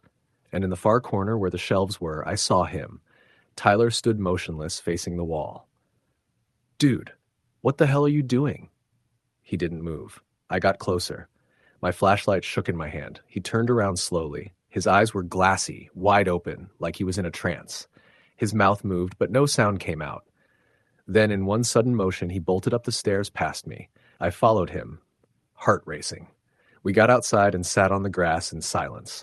He didn't say a word for hours, just stared at the house like it had personally offended him. The next morning, he was different. Pale, quiet. He didn't want to talk. That afternoon, he took the camcorder down to the dock and just stood there filming the water for nearly 20 minutes. I saw him from the kitchen window. He wasn't moving, just standing there, camera to his eye. When I finally went down to get him, he was gone. The camcorder lay on the dock, still recording. We searched the lake for hours. Divers came in, boats circled. No one found a body. No bubbles, no ripples. It was like he'd just vanished. The footage from the camera was the last thing we had. At first, it was just static water, peaceful and bright. But 10 minutes in, the camera jolts slightly, like Tyler's hand twitched. Then, off to the left side of the screen, a shape emerges from the water. Slowly, a pale head, then shoulders. It was the same child from the basement, wet, staring at the lens. The figure doesn't climb onto the dock. It just stands there in the water. Then, without warning, the camera drops, landing sideways. Tyler's feet are visible, stepping toward the edge, and then nothing. The lake was still. His body never surfaced. The police ruled it an accidental drowning, said he probably dove in and hit his head. But no one saw him jump. There wasn't even a splash. After the funeral, I couldn't stop thinking about the footage, about the thing in the basement, about the handprints, and that cold. I started looking up the property history. The house had belonged to a couple in the 1960s whose son had drowned in the lake at age 7. After that, 3 more kids died on or near the property, 2 drownings, 1 who fell down the basement stairs. Every one of them was under the age of 10. The property was sold cheap, again and again. No one stayed long. Locals whispered about a curse. A summer child, they called it. A ghost or spirit that lured others into the water to join it. I tried to tell my aunt and uncle, but they didn't want to hear it. Grief does that. They moved away within the year, never spoke of Tyler again. But sometimes I still watch the footage, not because I think I'll see something new, but because I need to remember. Tyler was right. Memory is unreliable, but the camera never lies. And in the last frame, just before the screen goes dark, the little boy in the water smiles. Story the end. Story number 10. It was the summer of 2016, one of those oppressive Julys when even the nights didn't cool down. My family had rented a small lakeside cabin in Maine for 2 weeks, a chance to escape the chaos of city life. It was a quiet spot, far from any major town, with only a handful of cabins scattered along the shore, some of them abandoned or rarely used. The lake was smooth and dark, the kind of water that held secrets.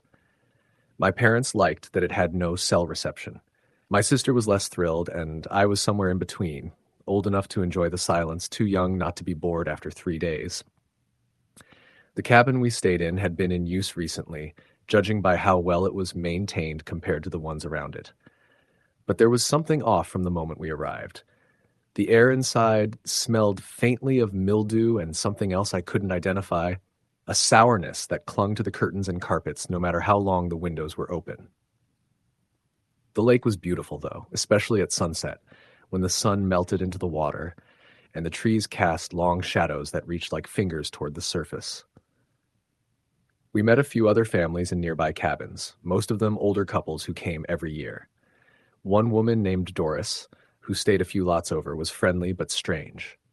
She kept telling my mom to make sure we locked the doors at night, not because of people, but because of visitors. My mom brushed it off as an old woman being cautious in the woods. It started small. On the 4th night, I was lying in bed with the window cracked to let in some air when I heard something walking through the gravel path behind the cabin. It wasn't a deer or a raccoon. There was rhythm to it, deliberate and slow. I got up and peeked through the curtain, but the moonlight wasn't strong enough to make out anything between the trees. I heard the crunch of footsteps stop right outside my window. And then, nothing. Just that kind of thick silence that wraps around you in the middle of nowhere. I must have stood there for 10 minutes, waiting for another sound, but it never came. I finally went back to bed and told myself it was some animal that had wandered too close. The next day, my mom asked if any of us had gone out in the middle of the night. Someone had left the back door open and tracked mud through the kitchen. My dad checked the locks and said maybe it hadn't been closed tight to begin with. But we were all a little uneasy. My sister swore she hadn't heard anything. That afternoon, we went swimming. The water was still and cold, even in the middle of the heat wave. While my parents laid out on the dock, I swam farther than I usually did. The lake had this shelf-like drop-off about 30 feet out, where the sand just disappeared and the water turned black. I floated there for a bit, staring down into the abyss. Then something brushed against my foot.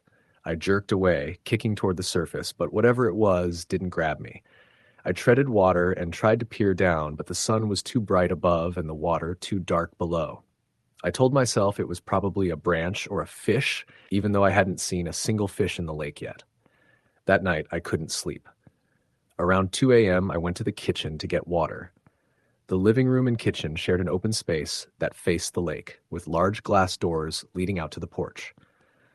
As I walked past the living room, I saw something on the deck. A man. He was standing barefoot just outside the glass, his body barely visible in the moonlight. He was facing the door, motionless. I froze. My heart slammed in my chest, and for a second I thought maybe it was a reflection. But I moved, and the shape didn't. It was real. He didn't knock, didn't move, just stood there, as if he was waiting for something. I backed into the kitchen and grabbed the biggest knife I could find. When I turned back, he was gone. I woke my dad, who checked around the house with a flashlight, but there were no footprints, no sign anyone had been there. We kept the doors locked the rest of the night. The next morning, Doris saw me and asked if we'd had any visitors. I asked what she meant, and she got quiet for a moment before she said, "Sometimes they come up from the lake. It remembers things. People. Tragedies." I asked her if something had happened here, and she nodded.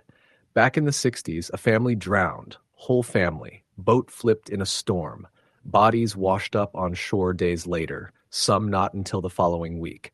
But some of the old folks used to say they weren't all dead, not at first.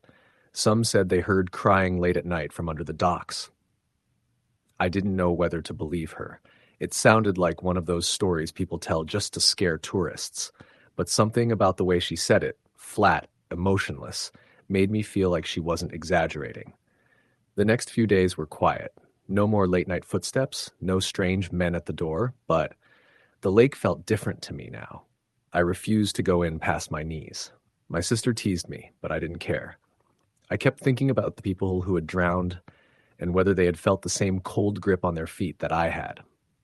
On our second-to-last night, we had a bonfire down by the lake. The air was still, humid, and buzzing with mosquitoes. My dad built the fire too big, and sparks floated into the trees like tiny meteors.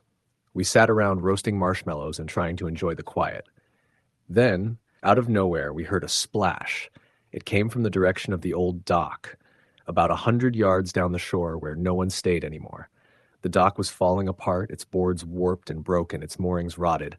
But the splash was unmistakable, like someone had jumped into the water from above. We all stopped talking and listened. For a minute, there was nothing. Then we heard it, crying, a low, soft human sob. My dad stood up, flashlight already in hand, and scanned the shoreline. "Probably a fox," he said. "They sound like people sometimes." But we all knew it wasn't a fox. It was too deliberate, too human. He started walking toward the sound, but Doris appeared out of the dark before he could go far. She had a flashlight too, and her face was pale. "Don't go over there," she said sharply. "Not tonight." My dad frowned.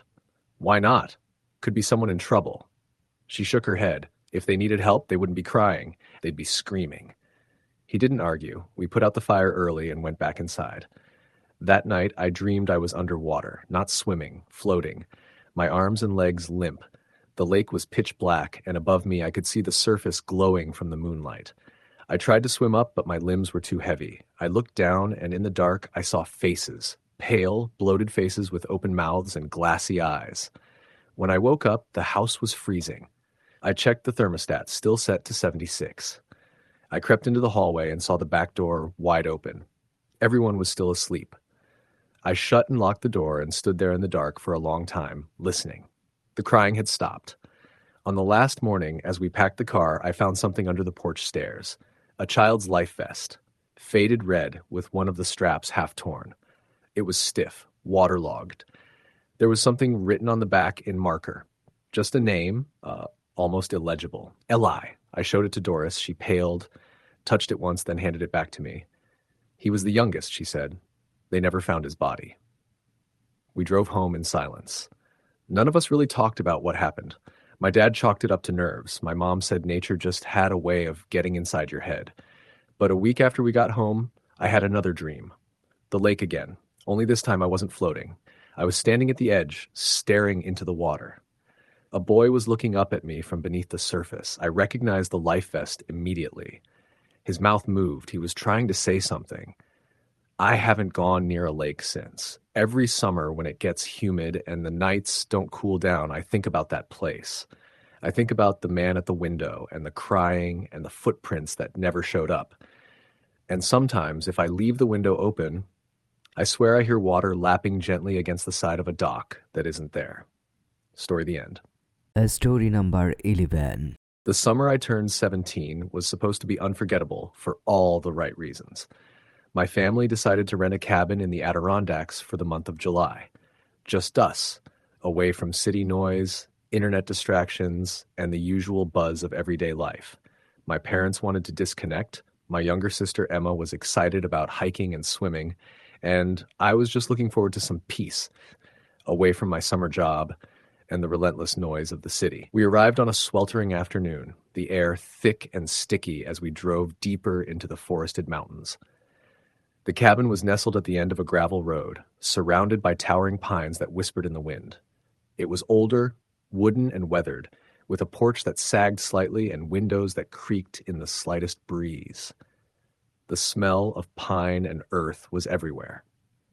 The first couple of days were idyllic. Hiking trails lined with wildflowers, the lake shimmering under the bright sun, and evenings spent roasting marshmallows over a fire.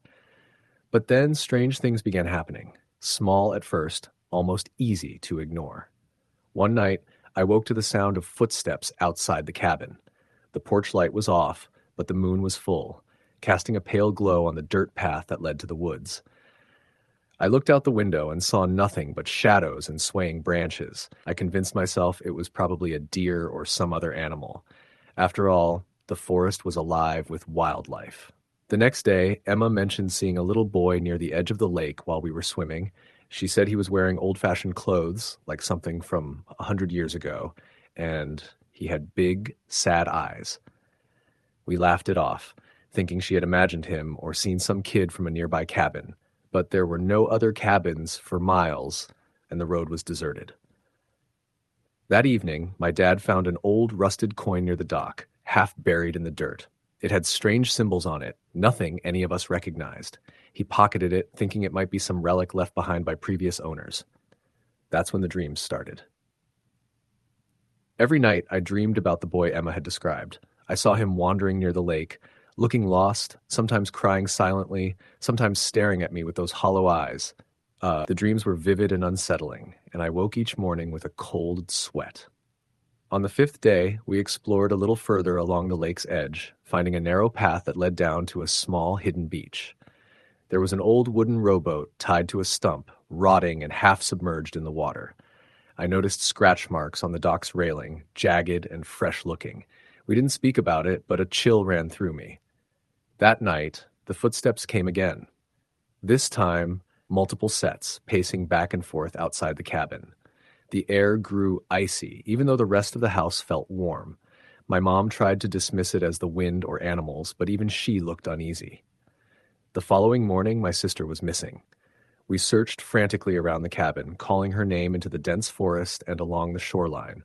Hours passed with no sign. My heart was pounding. My parents called the police, but with no cell service and miles away from the nearest town, it would take hours for help to arrive. I decided to take the rowboat to search along the lake. The air was thick and heavy, and the water was unnaturally still, reflecting the cloudy sky. As I paddled, the feeling of being watched grew stronger. I kept looking over my shoulder, half expecting to see the boy from my dreams. Near the far end of the lake, I spotted something strange. Footprints in the sand, too small for any adult, leading into the woods. I tied the boat and followed them, heart racing. The forest was dense, tangled with undergrowth, and the light dimmed beneath the canopy. Suddenly, the air shifted. The temperature plummeted. I saw him, standing in a small clearing, the boy, just as Emma had described. His clothes were torn and dirty, his eyes hollow but somehow pleading. I froze. Breath caught in my throat. He pointed toward a fallen tree just beyond. I stepped closer and found Emma, huddled and frightened but unharmed, gripping a broken branch for protection. I helped her up and we hurried back toward the cabin, but the boy was nowhere to be seen. Later, my parents told me they saw nothing, only rustling trees and the distant call of birds. After that night, the strange occurrences intensified. Objects moved on their own, doors creaked open when no one was near, and at times we heard faint whispering carried on the breeze. The boy appeared in dreams, always watching, sometimes closer, sometimes fading into shadow. One night, desperate for answers, I searched the internet for the cabin's history, once I managed to get a weak signal. It was built in the early 1900s on land once owned by a family who had lost their young son to drowning in the lake. The boy's name was Samuel. According to old news articles, he had wandered off during a summer picnic and disappeared. His body was never found. The family moved away shortly after. That explained the coin, the footprints, the boy in the lake, but it didn't explain why Emma had seen him or why he was still here, still watching us. The last week passed in a blur of fear and exhaustion. One morning, my parents found the coin lying on the kitchen table, though no one had touched it since Dad put it away in his pocket. Emma said Samuel had come to her at night, asking for help to find peace. On our last night, I stayed awake on the porch, the warm summer air humming with crickets. I saw the boy one last time, sitting quietly on the dock's edge. I called his name softly. He looked up and smiled, a sad, gentle smile, and then he vanished. The cabin felt lighter after that. The footsteps stopped. The cold air receded. Emma never spoke about Samuel again, but sometimes when the wind blows just right, I swear I hear a faint whisper, carried across the lake. Thank you. The summer was unforgettable, just not for the reasons I expected. Story the end. Story number 12. It was the summer of 2011 when I took a job house sitting for a retired couple in the Hudson Valley. They were heading off to Europe for nearly a month and needed someone to watch their dog, water the plants, and keep the house in order. I had just turned 22, was between college semesters, and wanted some time away from the city. The house, nestled on the edge of a forest and overlooking a lazy river, felt like the perfect escape. The couple, the Flannerys, were warm, soft-spoken, and had that kind of eerie politeness older people sometimes carry. Their house was old but beautiful, 3 stories tall, painted white with blue shutters, and filled with vintage furniture and an impressive collection of grandfather clocks. There were at least 5, all ticking out of sync, echoing faintly through the halls. Mrs. Flannery gave me a detailed list of chores and instructions before they left. The house likes things a certain way, she said with a chuckle that didn't sit right with me. I smiled, unsure if she was joking. She showed me every room, including the attic, which she insisted remain closed. Don't bother going up there. Just leave it be, she said. When I asked why, she only said, it's just better that way. The first few days were uneventful. Sunny skies, long walks with their quiet old beagle named Trotter, and plenty of time to read on the back porch. The only oddity was the clocks. Every hour, they chimed together in a discordant clash that made me jump each time. I tried ignoring them, even unplugged one in the hallway, but it started ticking again the next day. On the 4th night, I was woken by creaking floorboards above my room. The attic. It wasn't heavy footsteps, more like someone dragging something slowly across the floor. I tried to brush it off as the house settling. Old houses do that, right? The noise continued for several nights, always around 2 a.m., always the same dragging sound. One night I pressed my ear to the ceiling. The dragging stopped abruptly, like it knew I was listening. On the 7th day, while folding laundry, I found an old photograph tucked inside a dresser drawer in the guest room. It showed a family standing outside the very house I was in, but it wasn't the Flannerys. There was a man and woman, both dressed like they were from the 1950s, and 3 children. The faces of the children were scratched out, not scribbled over, scratched as if by a sharp object, deep, angry gouges. Later that evening, I asked the neighbor, a wiry man named Tom, who came by sometimes to check the mail for his own place. When I showed him the photo, he got quiet. Then he asked where I found it. I told him. His voice lowered. That photo's probably from when the Rayners lived there. Tragic story. They had 3 kids. All of them died in the house. Gas leak, I think. Some say it was something else, though. The parents didn't survive much longer after that. Flannery's bought it a few years later. You didn't hear that from me. The nights grew heavier. I started locking my bedroom door, keeping Trotter with me, though he'd whine and scratch at the door around 2 a.m. like he wanted out. I never let him. I didn't want to face whatever he might be drawn to. On the 10th night, I broke. I couldn't take the dragging anymore. I waited until the morning and unlocked the attic. The air hit me immediately, stale, dry, and heavy like the air hadn't moved in years. Dust floated in the sunlight pouring through a small circular window. The attic was empty except for 3 small chairs placed in a semicircle facing the window. Children's chairs. I stood frozen. Then I heard whispering, very faint, like it was coming from inside the walls. I turned and left, slamming the attic door shut and locking it again. That night, the whispering moved. It was coming from outside my bedroom door. I held Trotter, who whimpered nonstop. Shadows moved under the door, not one set of feet, but several, like children pacing. I didn't sleep at all. The next morning, I called the Flannerys. I told them I thought something was wrong with the house. Mrs. Flannery's response chilled me. Did you go into the attic? I hesitated. Yes. A pause. I told you not to. I'm sorry, I said. Cher, but there's something happening in this house, at night. You'll need to finish the month, she said sharply. We won't be back early. Just do as you were told. The line went dead. I stopped walking the dog after sunset. I started sleeping with every light on.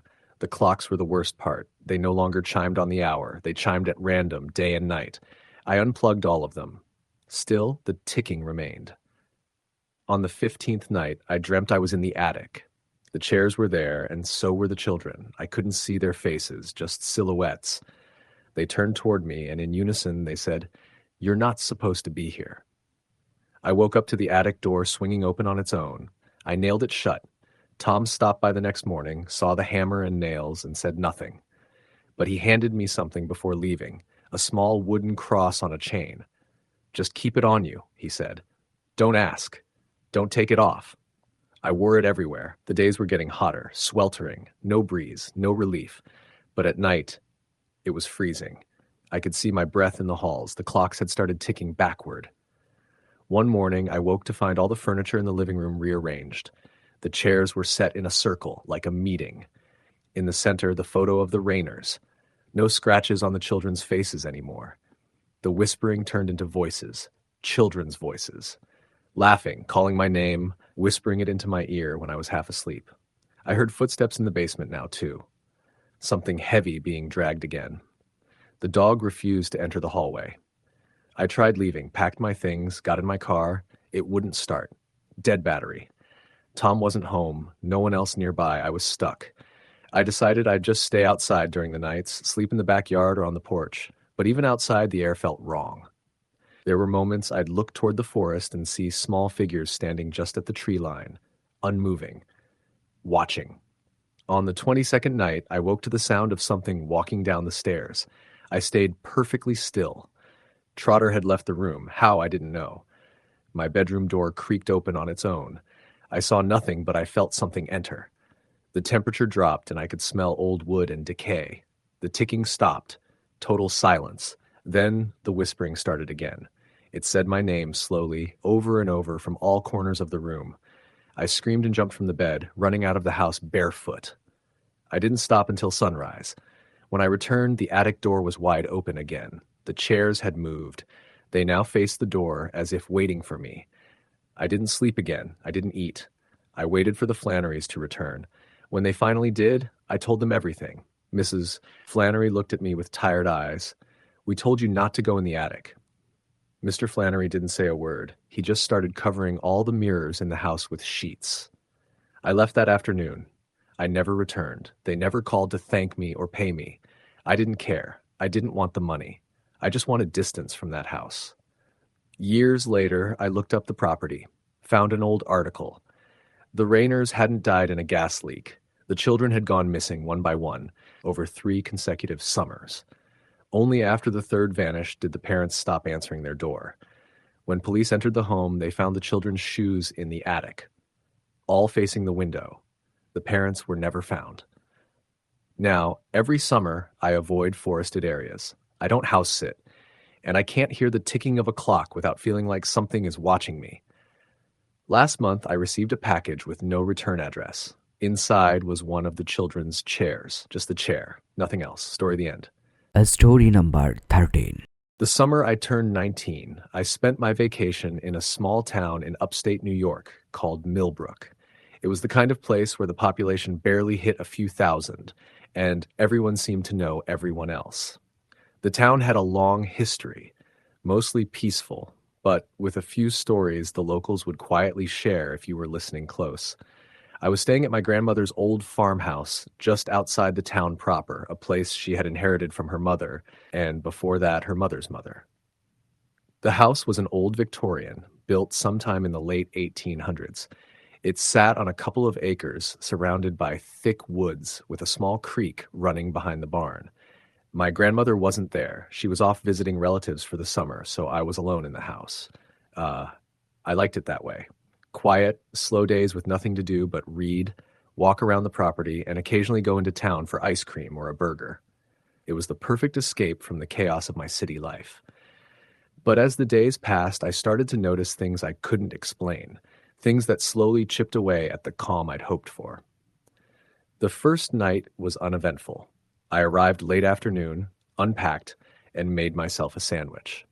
As night fell, the cicadas started their chorus, the kind of buzzing and clicking noise that feels like the soundtrack to a summer night in the country. I set up the old oil lamp in the living room and read for a couple of hours before falling asleep on the couch. That's when I heard it, faint footsteps coming from upstairs. It was late, close to midnight, and the house was otherwise silent. The footsteps were soft but deliberate, pacing slowly back and forth over the floorboards above me. I sat up, listening.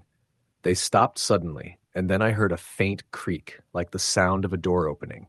My heart started to race. I convinced myself it was the old house settling. Houses that old creak, especially in the heat of summer when the wood expands and contracts. Still, I felt uneasy and decided to check the upstairs rooms. I switched on my phone's flashlight and climbed the stairs carefully. The bedrooms were empty, windows open to let in the night air. Nothing out of place.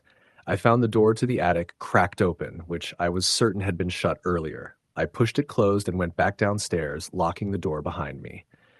The next day, I met my neighbor, Mr. Green, a kindly old man in his late 70s who had lived there his whole life. We got to talking, and I mentioned the noises. He gave me a serious look. "You're staying in the old Carson place, aren't you?" he asked. "Yes," I said. "Grandma's house." "Good family, those Carsons. But there's some stories about that place you might want to hear." He lowered his voice. Back in the early 1900s, a young woman named Lillian Carson lived there. She was supposed to marry a local man, but he died suddenly, drowned in the creek behind the barn. Heartbroken, Lillian took her own life in that attic you mentioned. They say she never left the house. I swallowed hard. "Do people say the house is haunted?" Mr. Green shrugged. "Depends who you ask. But if you hear footsteps at night or a woman crying, you're not imagining things." I tried to laugh it off. Old stories, superstitions. Still, a chill ran down my spine. That afternoon, I went to the creek. It was small and slow, shaded by trees. The water was clear but cold, and the air smelled of damp earth and wildflowers. I tried to picture the tragedy that had happened there over 100 years ago, the young man drowning, the grief that followed. The thought made me uneasy. Over the next few days, the strange things escalated. The footsteps upstairs continued almost every night, always at around midnight. Sometimes I heard the faint sound of sobbing or whispering that seemed to come from the attic. I avoided going up there and kept the door locked. But then the knocking started. It was subtle at first. A single tap on the window by the kitchen sink just once, late at night. I would rush to the window, heart pounding, but no one was there. Sometimes it was on the porch door, a soft knocking like someone hesitant to come in.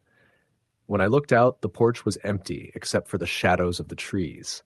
One night I woke up to find the bedroom door slightly open. I was sure I'd closed it. The air was thick and cold, and I thought I saw a shadow move across the room, fleeting but distinct. My phone died that night. The battery suddenly drained in an instant. I felt like I wasn't alone. By the middle of the second week, I was on edge. I'd taken to sleeping with the lights on, the TV running low in the background, but the noises wouldn't stop. One night, I heard whispering coming from the hallway outside my room. I cracked the door open and saw a faint blue light glowing from under the attic door. It pulsed softly, almost like a heartbeat. I ran down the stairs and tried to open the attic door. It was locked, even though I had the key in my pocket. My hands trembled as I fumbled with it, finally managing to open the door a crack. The blue light flooded out, cold and strange. I climbed the narrow stairs to the attic. The space was cluttered with old furniture, boxes, and dusty family relics. But in the corner I saw her. A woman, translucent and pale, sitting on a wooden chair with her head in her hands. Her hair was long and dark, tangled and hanging over her face. She wore a faded white dress, stained with age. When I stepped closer, she slowly lifted her head, revealing hollow, tear-streaked eyes that seemed to look right through me. I gasped and stumbled back, nearly falling down the stairs. When I looked again, she was gone. The blue light flickered and vanished. For days after, I couldn't shake the feeling she was watching me. I started seeing her in the corner of my eye, at the edge of the living room, near the barn, sometimes standing silently by the creek. Each time I turned to look, she was gone. One evening, I decided to confront her. I took a flashlight and went out to the barn, hoping to find some clue, some explanation. The barn was old, the wood rotting, and the floor uneven. As I shone my light around, I saw old photographs nailed to the wall, pictures of Lillian, the young man, and other Carson relatives. Suddenly, the air grew cold. The flashlight flickered and died. In the darkness, I heard a voice whisper my name. "Lillian?" I called, my voice shaking. The whisper came again, closer. "Help me." I ran out of the barn, heart pounding. When I looked back, I saw her standing in the doorway, a pale figure with sorrowful eyes. That night, I dreamt again of the creek. This time Lillian was there, holding out her hand. She mouthed words I couldn't hear, but I understood the message. She was trapped, caught between this world and the next, bound by the pain of her lost love and her own death. The next morning, I called the local historical society. I wanted to know everything I could about the Carsons, about Lillian's story. What I learned made my blood run cold. After her death, the house had been empty for decades. Families that tried to live there left abruptly, citing unexplainable sorrow and sorrowful sounds. No one wanted to stay longer than a summer. Determined to help, I returned to the attic that evening. I brought an old journal I found in a drawer downstairs, Lillian's diary, filled with heartbreak and longing. I read aloud the last entry, a plea for forgiveness and peace. As I finished, the room grew still, the coldness lifting slightly. That night was quiet. For the first time, no footsteps, no sobbing, no knocking. The next morning, I packed my bags. I couldn't stay any longer, not with the weight of that sadness pressing down on me. But as I drove away from the farmhouse, I glanced back one last time. Standing on the porch was a faint figure in a white dress. She waved. I never returned to Millbrook, but every summer since, when the nights grow warm and the cicadas sing, I feel a chill run down my spine. Like somewhere out there, beyond the veil of time, a sorrowful soul still waits for peace. Story, the end. Story number 14. It was the summer of 2009, and I was 17 when I spent 2 weeks at my friend Tyler's family cabin. It was an old, creaky structure tucked into the pine woods of northern Minnesota, just off a quiet lake called Black Hollow. Tyler and I had been close since middle school, and we'd done a few summer trips together, but this was the first time his parents were letting us go without supervision. Just 2 teens, a beat-up canoe, and a couple of fishing poles. The cabin had no TV, no Wi-Fi, and spotty cell service. I remember thinking it would be boring, but it wasn't. It was slow and peaceful at first, like the days stretched longer than they did back home in the city. We filled them with fishing, chopping wood, swimming, and playing cards by oil lamp at night. The stillness of the lake at dusk was eerie but beautiful, the way the light sat on the surface like a sheet of silver glass. There was an unnatural silence there, too, like the woods held its breath after the sun dipped below the trees. It wasn't until the third or fourth night that something started to feel wrong. We were on the dock around 11 p.m., feet dangling over the edge, talking about girls and music and college. The moon was high and the lake was calm. That's when we saw a single ripple push out across the water. No boat, no wind, just a ripple. We both turned, confused. Then we heard it. A splash near the reeds off to our right. We shined our flashlights, but saw nothing, just cattails and shadows. Tyler stood up. "Probably a beaver or something," he said, though he didn't sound convinced. I nodded and tried to shake the feeling, but something in me had already recoiled.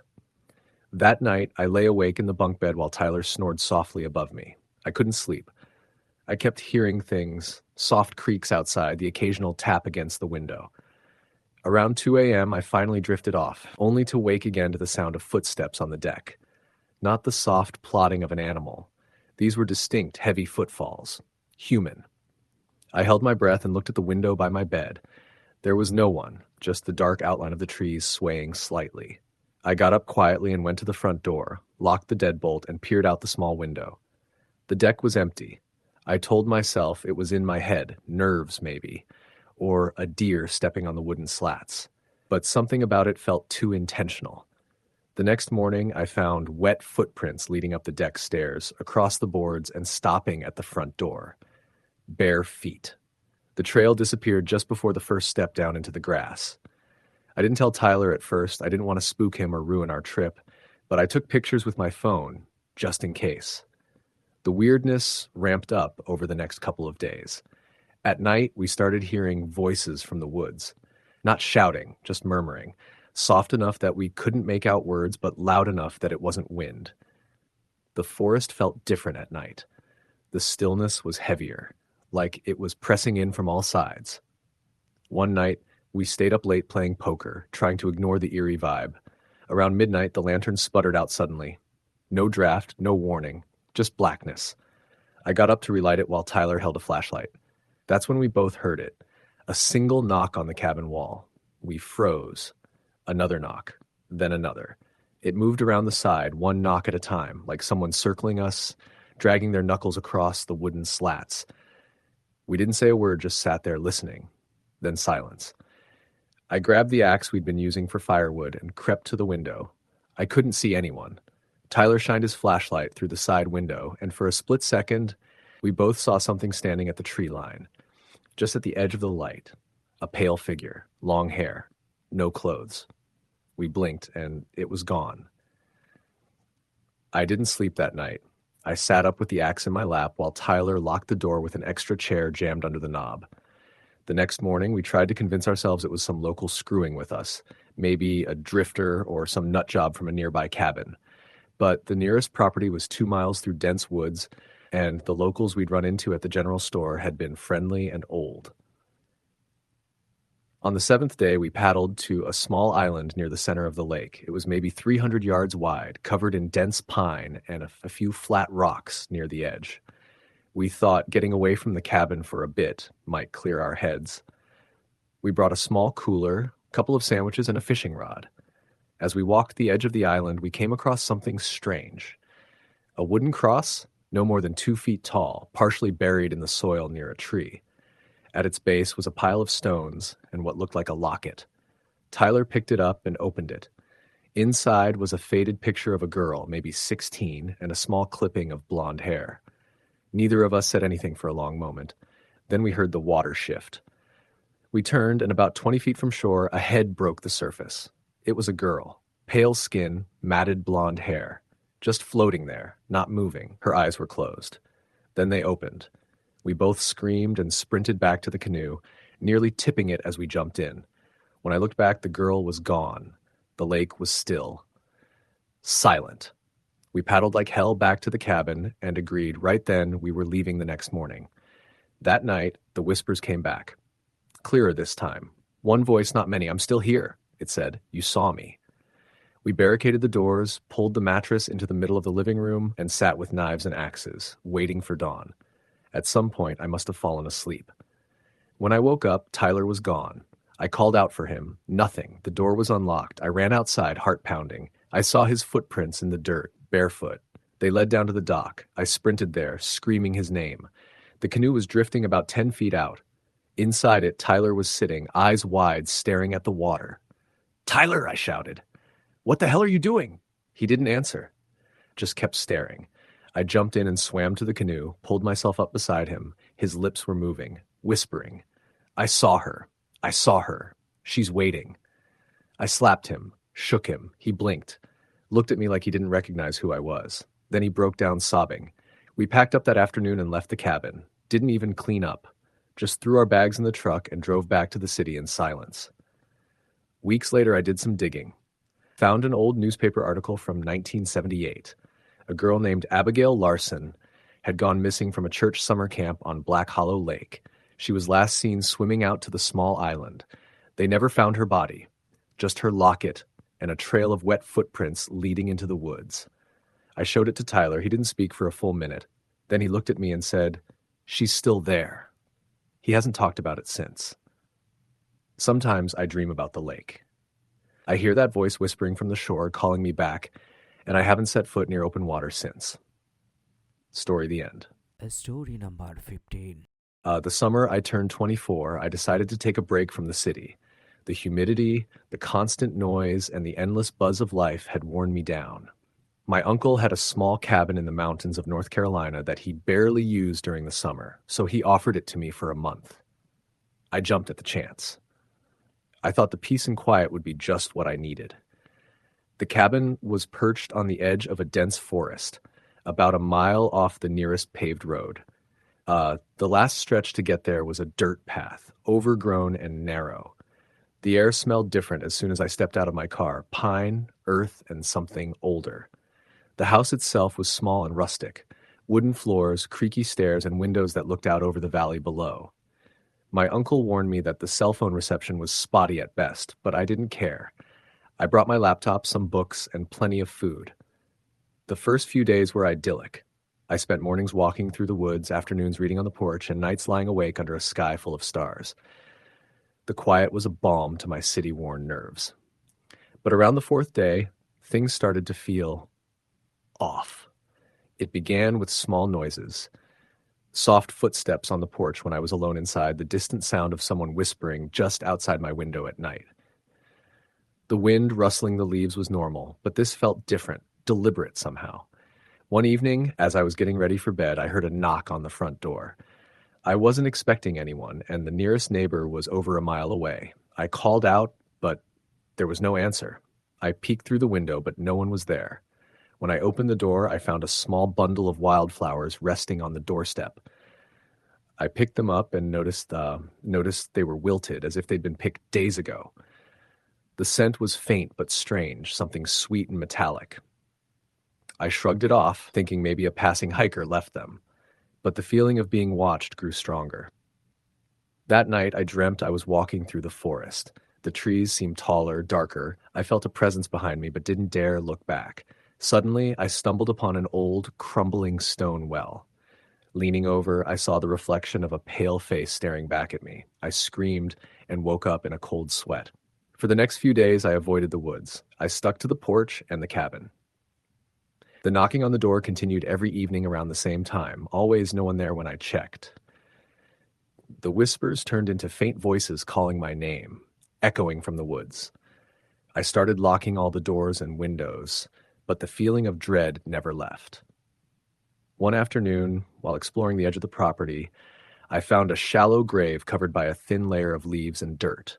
I couldn't tell how old it was, but the disturbed earth caught my eye.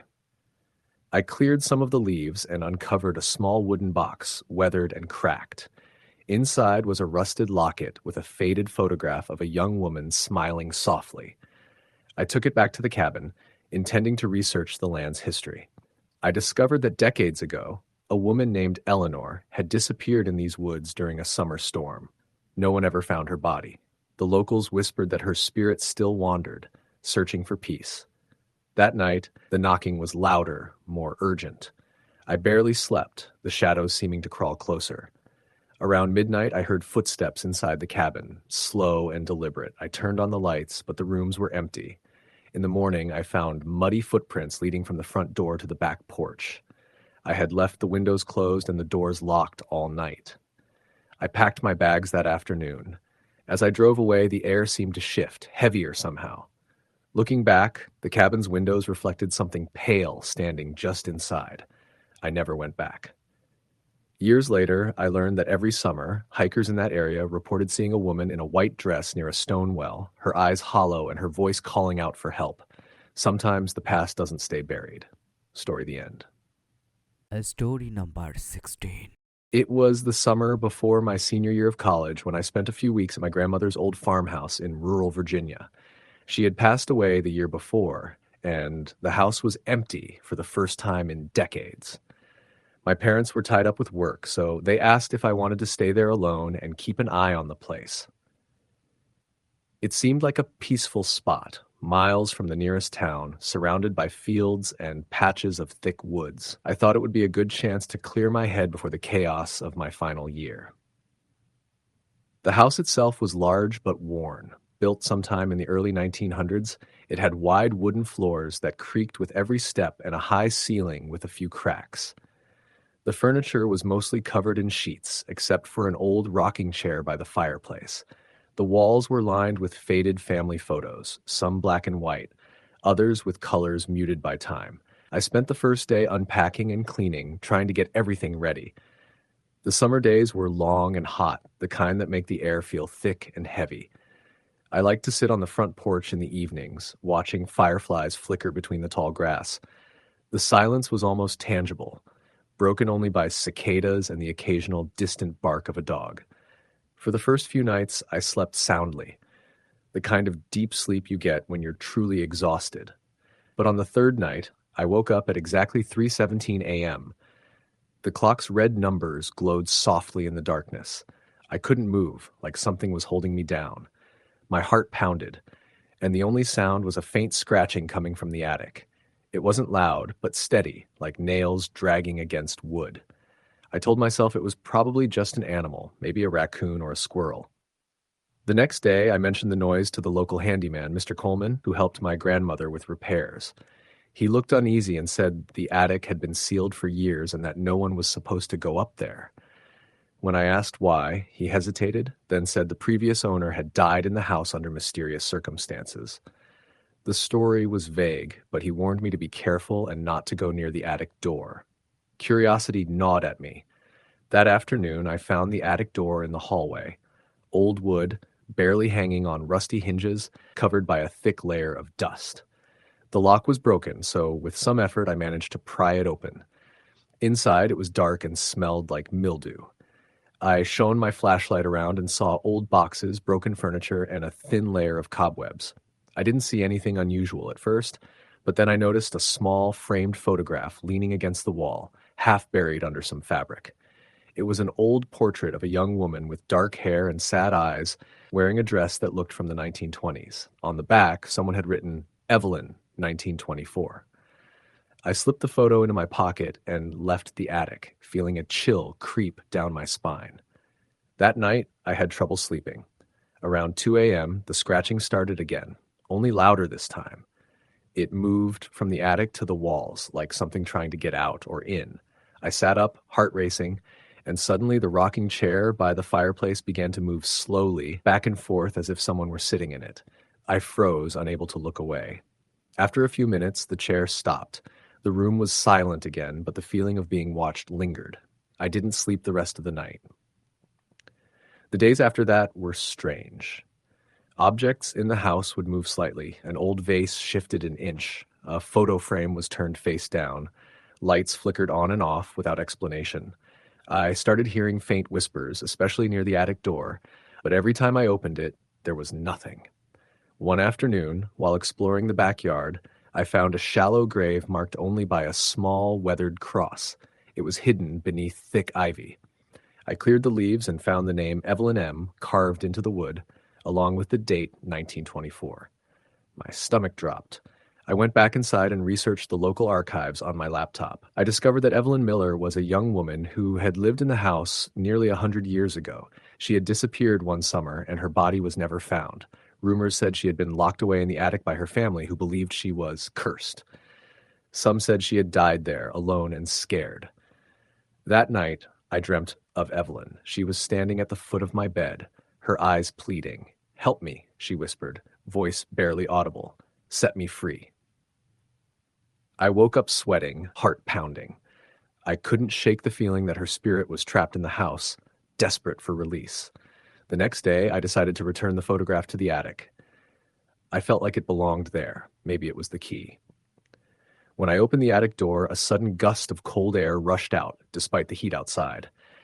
I climbed up and placed the photo back where I found it. As I turned to leave, I noticed a loose floorboard near the back wall. I pried it up and found a small metal box hidden underneath. Inside were several old letters tied with a faded blue ribbon. The letters were from Evelyn's sister, written shortly after her disappearance. They spoke of guilt and sorrow, mentioning how their parents had hidden Evelyn in the attic, fearing her unnatural behavior. One letter hinted that Evelyn might still be alive, but trapped, begging for help. It ended with a plea. "If anyone finds this, please bring her peace." That night, I lit a candle in the attic and read the letters aloud, hoping to offer some comfort. The temperature dropped sharply, and I felt a presence brush past me. Soft, cold, but not hostile. The scratching stopped. From then on, the house was quiet. The whispers ceased. The rocking chair no longer moved on its own. I slept soundly for the remainder of my stay. When I left the farmhouse at the end of the summer, I felt a strange mix of relief and sadness. I couldn't explain everything I experienced, but I knew Evelyn's spirit was finally at peace. Sometimes the past lingers longer than it should, especially in the heat of summer when shadows stretch and secrets refuse to stay buried. Story the end. Story number 17. The summer I turned 18, I decided to visit my grandmother's old farmhouse in rural Virginia. It was the kind of place you only hear about in stories, an isolated 2-story wooden house surrounded by sprawling fields and thick woods that stretched as far as the eye could see. I wanted a break from the city, a chance to be alone and clear my head before starting college in the fall. My grandmother had passed away the previous winter, and the house had been sitting empty ever since.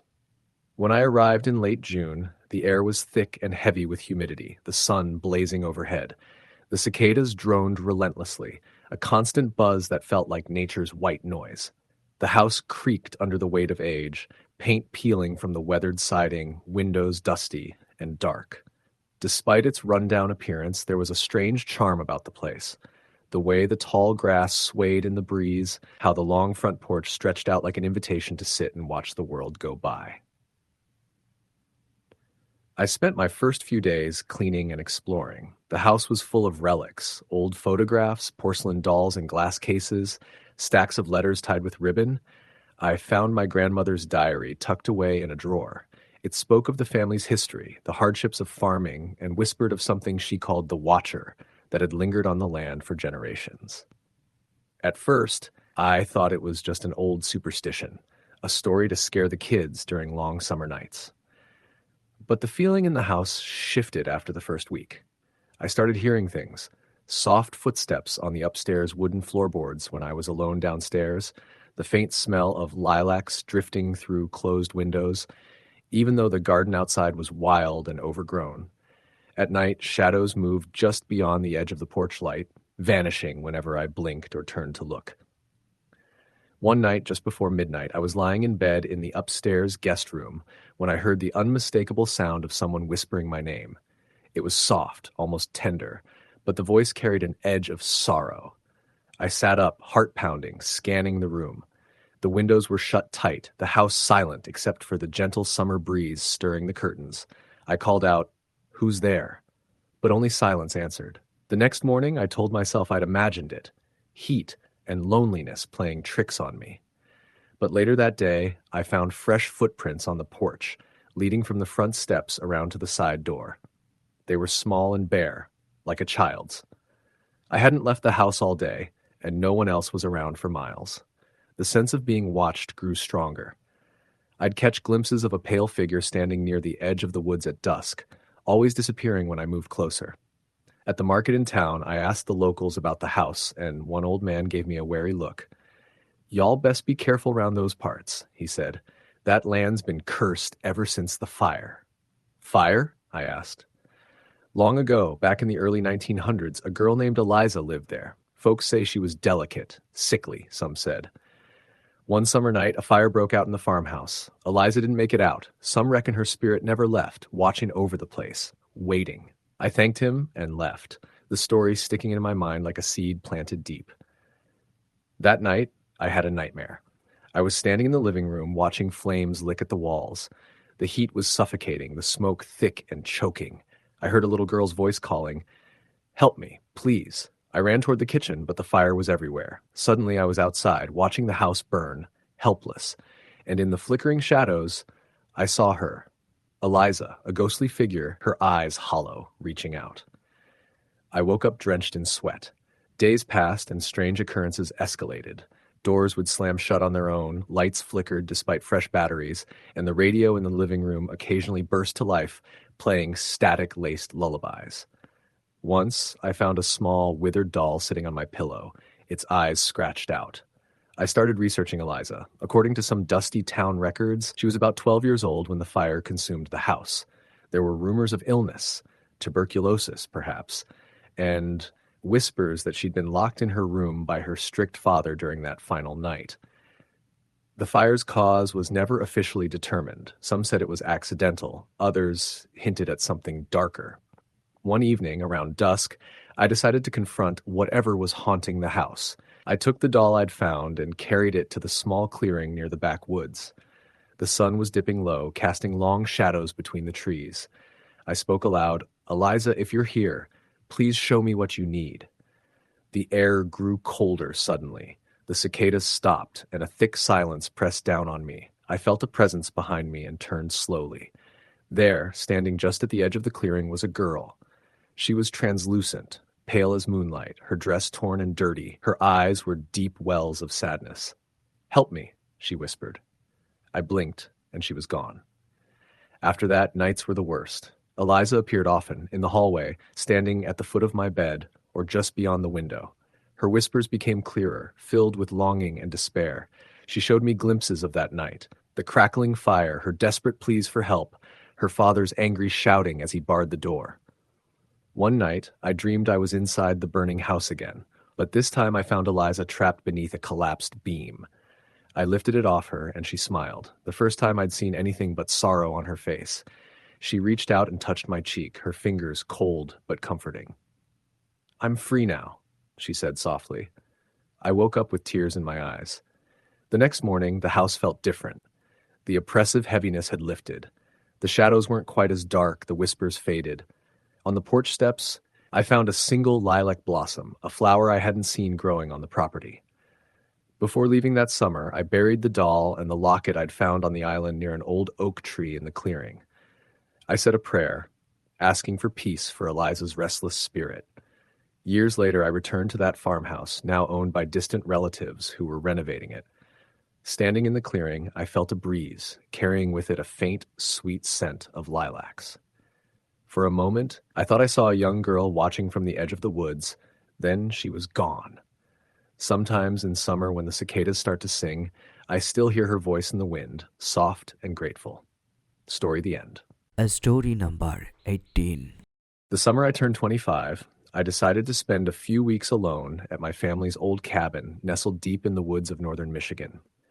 It was a place I'd visited often as a child, but had been left untouched since my grandfather passed away the year before. The cabin sat on the edge of a small, dark lake, surrounded by towering pines that blocked most of the sunlight by late afternoon. The air was thick with the scent of pine needles and moss, and the stillness was almost suffocating. I arrived in early July, eager for solitude and relief from the city's relentless heat. The cabin was rustic, weathered wood walls, creaky floorboards, and a fireplace that hadn't seen use in years. The only modern convenience was a small solar panel that powered a single overhead light. No internet, no cell reception, Just me, the forest, and the lake. The first few days were peaceful. I'd wake early, swim in the lake's cold water, and hike the surrounding trails. At night, the stars were a glittering canopy unlike anything I'd seen in the city. It was perfect, exactly what I wanted. But on the third night, things started to change. I was lying in bed when I heard footsteps on the porch outside my window. At first, I thought it was a raccoon or some other animal, but the steps were too heavy and deliberate. Max, my dog, growled low in his throat, standing stiff at the foot of the bed. I grabbed my flashlight and stepped outside. The porch was empty. No footprints in the dirt. Nothing but the night and the whisper of the wind through the trees. The next morning, I found my fishing gear had been moved. A spool of line was tangled and hooks scattered across the dock. I felt a chill run down my spine and wondered if someone had been trespassing. But no one lived nearby, and I hadn't heard any voices. That evening, as the sun sank behind the treetops, I sat on the dock watching the lake's surface shimmer with the last light. Suddenly, I saw a figure standing across the water on the far shore, a woman in a white dress. She stood perfectly still, her long hair blowing gently in the breeze. I blinked, but when I looked again, she was gone. The image haunted me. I asked the nearest neighbor, an old man named Harold, about it. He grew quiet, then told me about Clara, a young woman who had drowned in the lake decades ago. She was the daughter of the original cabin owner and had been engaged to a local fisherman. One summer night, she had gone out on the water alone and never returned. Her fiancé had searched for her for days, but she was never found. The locals believed her spirit lingered, waiting for him, trapped between worlds. That night, I heard whispers. Soft, mournful voices calling my name, carried by the wind through the trees. Max whimpered and paced, unable to settle. The whispers grew louder and more urgent over the next few nights. I began to dream of Clara, a pale woman with sad eyes, standing on the lake's edge, calling out to me. One stormy evening, the power went out. Thunder cracked overhead and rain pounded the roof. The cabin was plunged into darkness, lit only by flashes of lightning. Suddenly, the attic door creaked open, and a cold wind swept down the stairs, extinguishing my candles. I felt a presence, a chill that wrapped around me like ice. I climbed the stairs with trembling hands, flashlight in hand, but found nothing but old boxes and dusty furniture. Yet I felt her there. Determined to help, I searched the woods and found a rusted locket near the water's edge. Inside was a faded photo of Clara and her fiancé. I brought it back to the cabin and placed it on the mantel. That night, the atmosphere shifted. The whispers stopped, replaced by a gentle warmth that filled the room. Max lay quietly at my feet, and the attic door closed softly. The next morning, I returned the locket to the lake, dropping it gently into the water. The surface shimmered, and a deep calm settled over me. For the rest of the summer, the cabin was peaceful. No footsteps, no whispers, no shadows. Just the warm sun, the rustling pines, and the gentle lapping of the lake.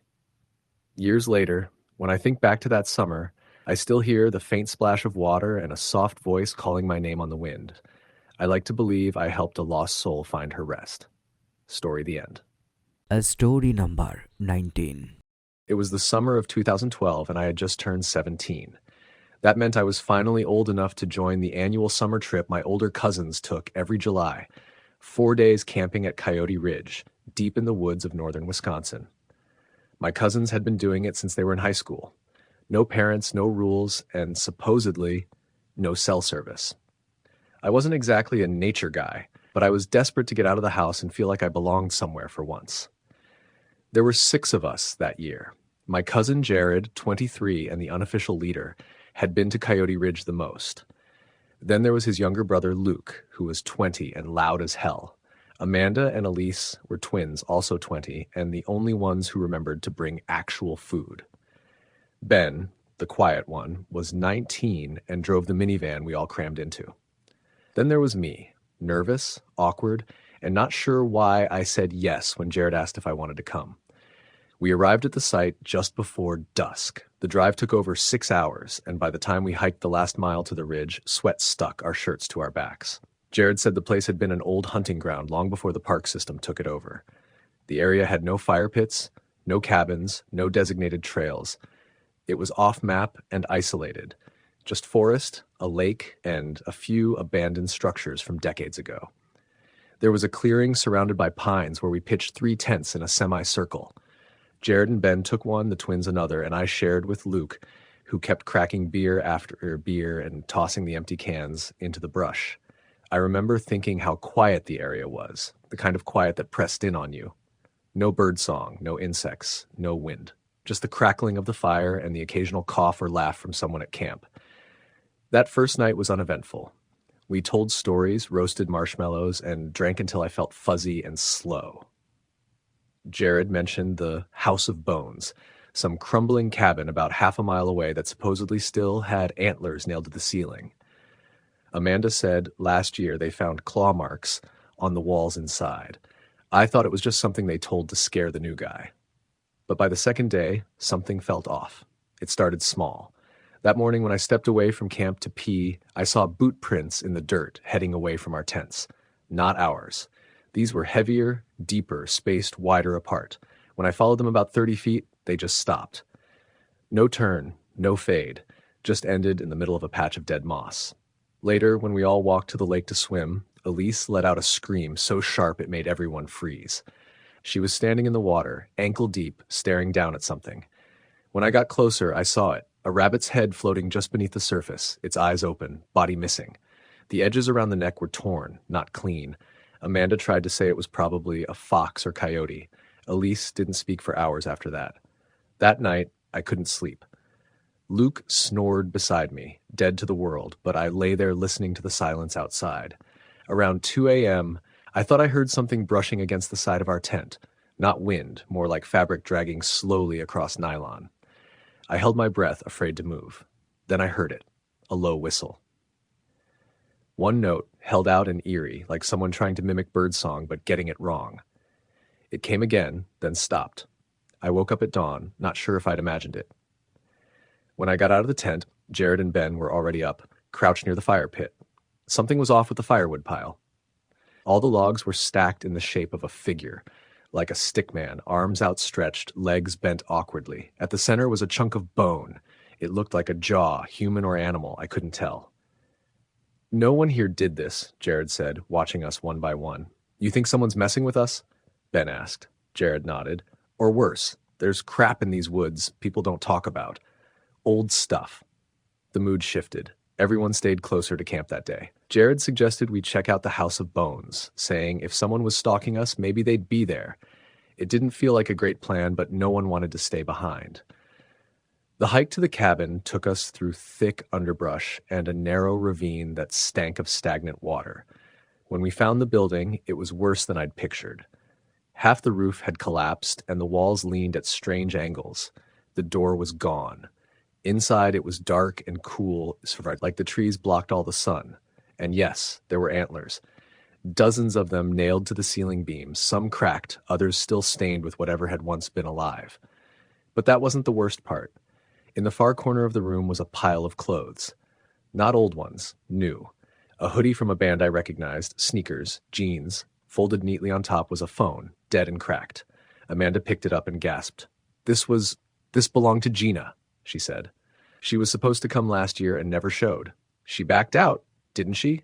Luke asked. No, Amanda said. She said she was sick, then just stopped talking to us. No one said anything for a long time. We left the cabin without taking anything.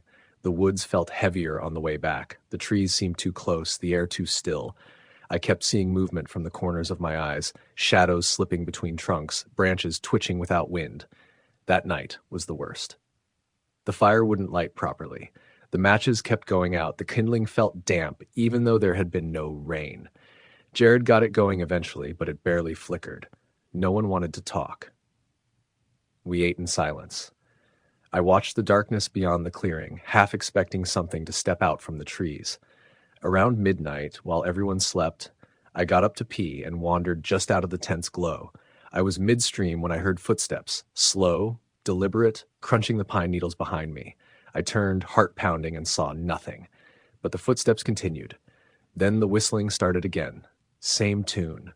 One note, slow and low. I spun around and ran back to camp, tripping once, slamming my shin into a rock. I didn't scream, didn't look back. I dove into the tent, zipped it up like it would protect me. That whistle came again, closer, And then, I kid you not, a hand pressed against the side of the tent. It wasn't Luke's. He was still snoring. This hand was long-fingered, pale, and slowly dragged down the nylon like it was testing the material. I stayed frozen, silent, heart racing so fast I thought I'd pass out. The hand eventually disappeared. But I didn't sleep. In the morning, I told Jared what I saw. He didn't laugh. No one did. Ben said we should leave early, but Jared insisted we stay one more night. He said if we left in fear, we'd always carry it with us. I wanted to argue, but I didn't. None of us did. That final day passed in a kind of fog. No one ate much. Amanda started crying for no reason. Elise said she saw someone watching us from the trees, a woman with no eyes, standing completely still. We searched. Nothing. We didn't even try to make a fire that night. We sat in the tents as darkness fell. Then something started hitting the tents. Not hard, just gentle taps, like someone tossing small stones. Then came the whistles again, more than one this time. From all directions, Luke sat up, pale. That's not birds. We all huddled in silence. Then the screaming started. It came from the woods. Not an animal, something human, a woman, screaming in pain or rage or both. It rose and fell, tearing through the silence. Jared unzipped the tent and stood halfway out. "Don't," Ben hissed. But Jared stepped out with a flashlight. The beam barely cut through the dark. He turned in a slow circle. Then his light hit something. It was a figure.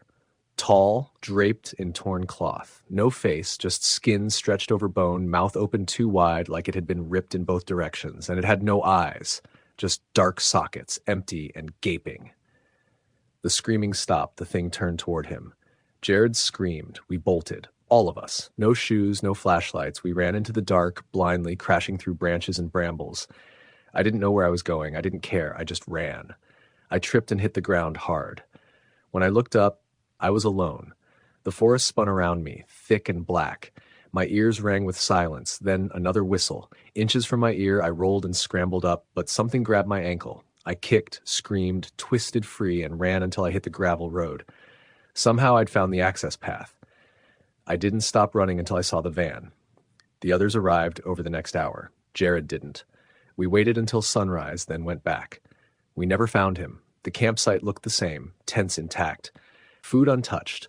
No signs of a struggle. Except on the side of our tent in long scratches was a single word, "Stay!" We reported everything to the park rangers. They searched, found no trace, no body, no blood, no footprints. They said we must have gotten lost and confused, that Jared probably wandered off drunk and got hurt. But we know what we saw. None of us ever went back. Amanda moved to another state. Elise never camps anymore. Luke doesn't drink. And me? I haven't slept right since. I hear that whistle sometimes just as I'm about to drift off. One note. Long, slow, like it's waiting. Story the end. Story number 20. The summer I was 19, my best friend Megan and I decided to spend a few weeks at her family's lake house in the small town of Clearview, Michigan. Megan's parents had owned the place for years, but it had been empty most summers since her older siblings moved out. The house was old but charming, 2 stories, with peeling white paint and a wraparound porch that overlooked a dark, still lake surrounded by dense woods. It was the kind of place where the air smelled of pine and damp earth, and the only sounds were crickets and the occasional splash from the water. We arrived in early July, hauling in bags of groceries and fishing gear, excited for the long stretch of warm days ahead. The lake was perfect for swimming, and the woods behind the house were thick with trails waiting to be explored.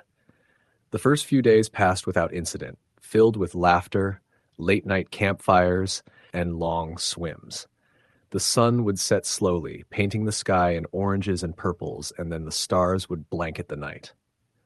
But it was the 4th night that everything started to change. We had spent the evening fishing off the old wooden dock, the water calm and glassy under the moonlight.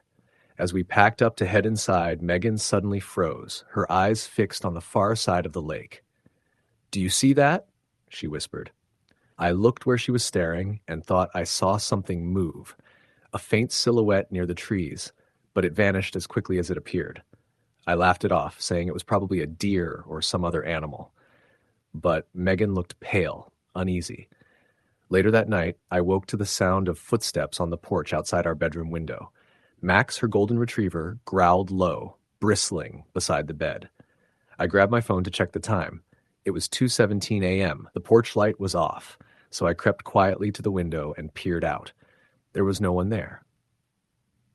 The next morning, Megan's dad came over to check the place.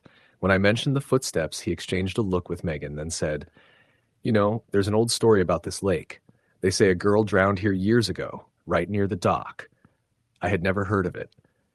Megan's dad explained that in the 1960s, a teenage girl named Emily had gone swimming one summer night and never returned. The search parties found no trace. Some said her spirit still wandered the woods, waiting. I tried to shake off the chill that ran down my spine. That night, the whispers started. At first, I thought it was just the wind, but the whispers grew clearer, soft voices calling my name, floating through the darkness. Max refused to sleep, pacing the floor and whining. Megan said she felt cold spots in the house, sudden drops in temperature, like someone was watching us. On the sixth night, the power flickered out just after sunset, plunging the house into thick darkness.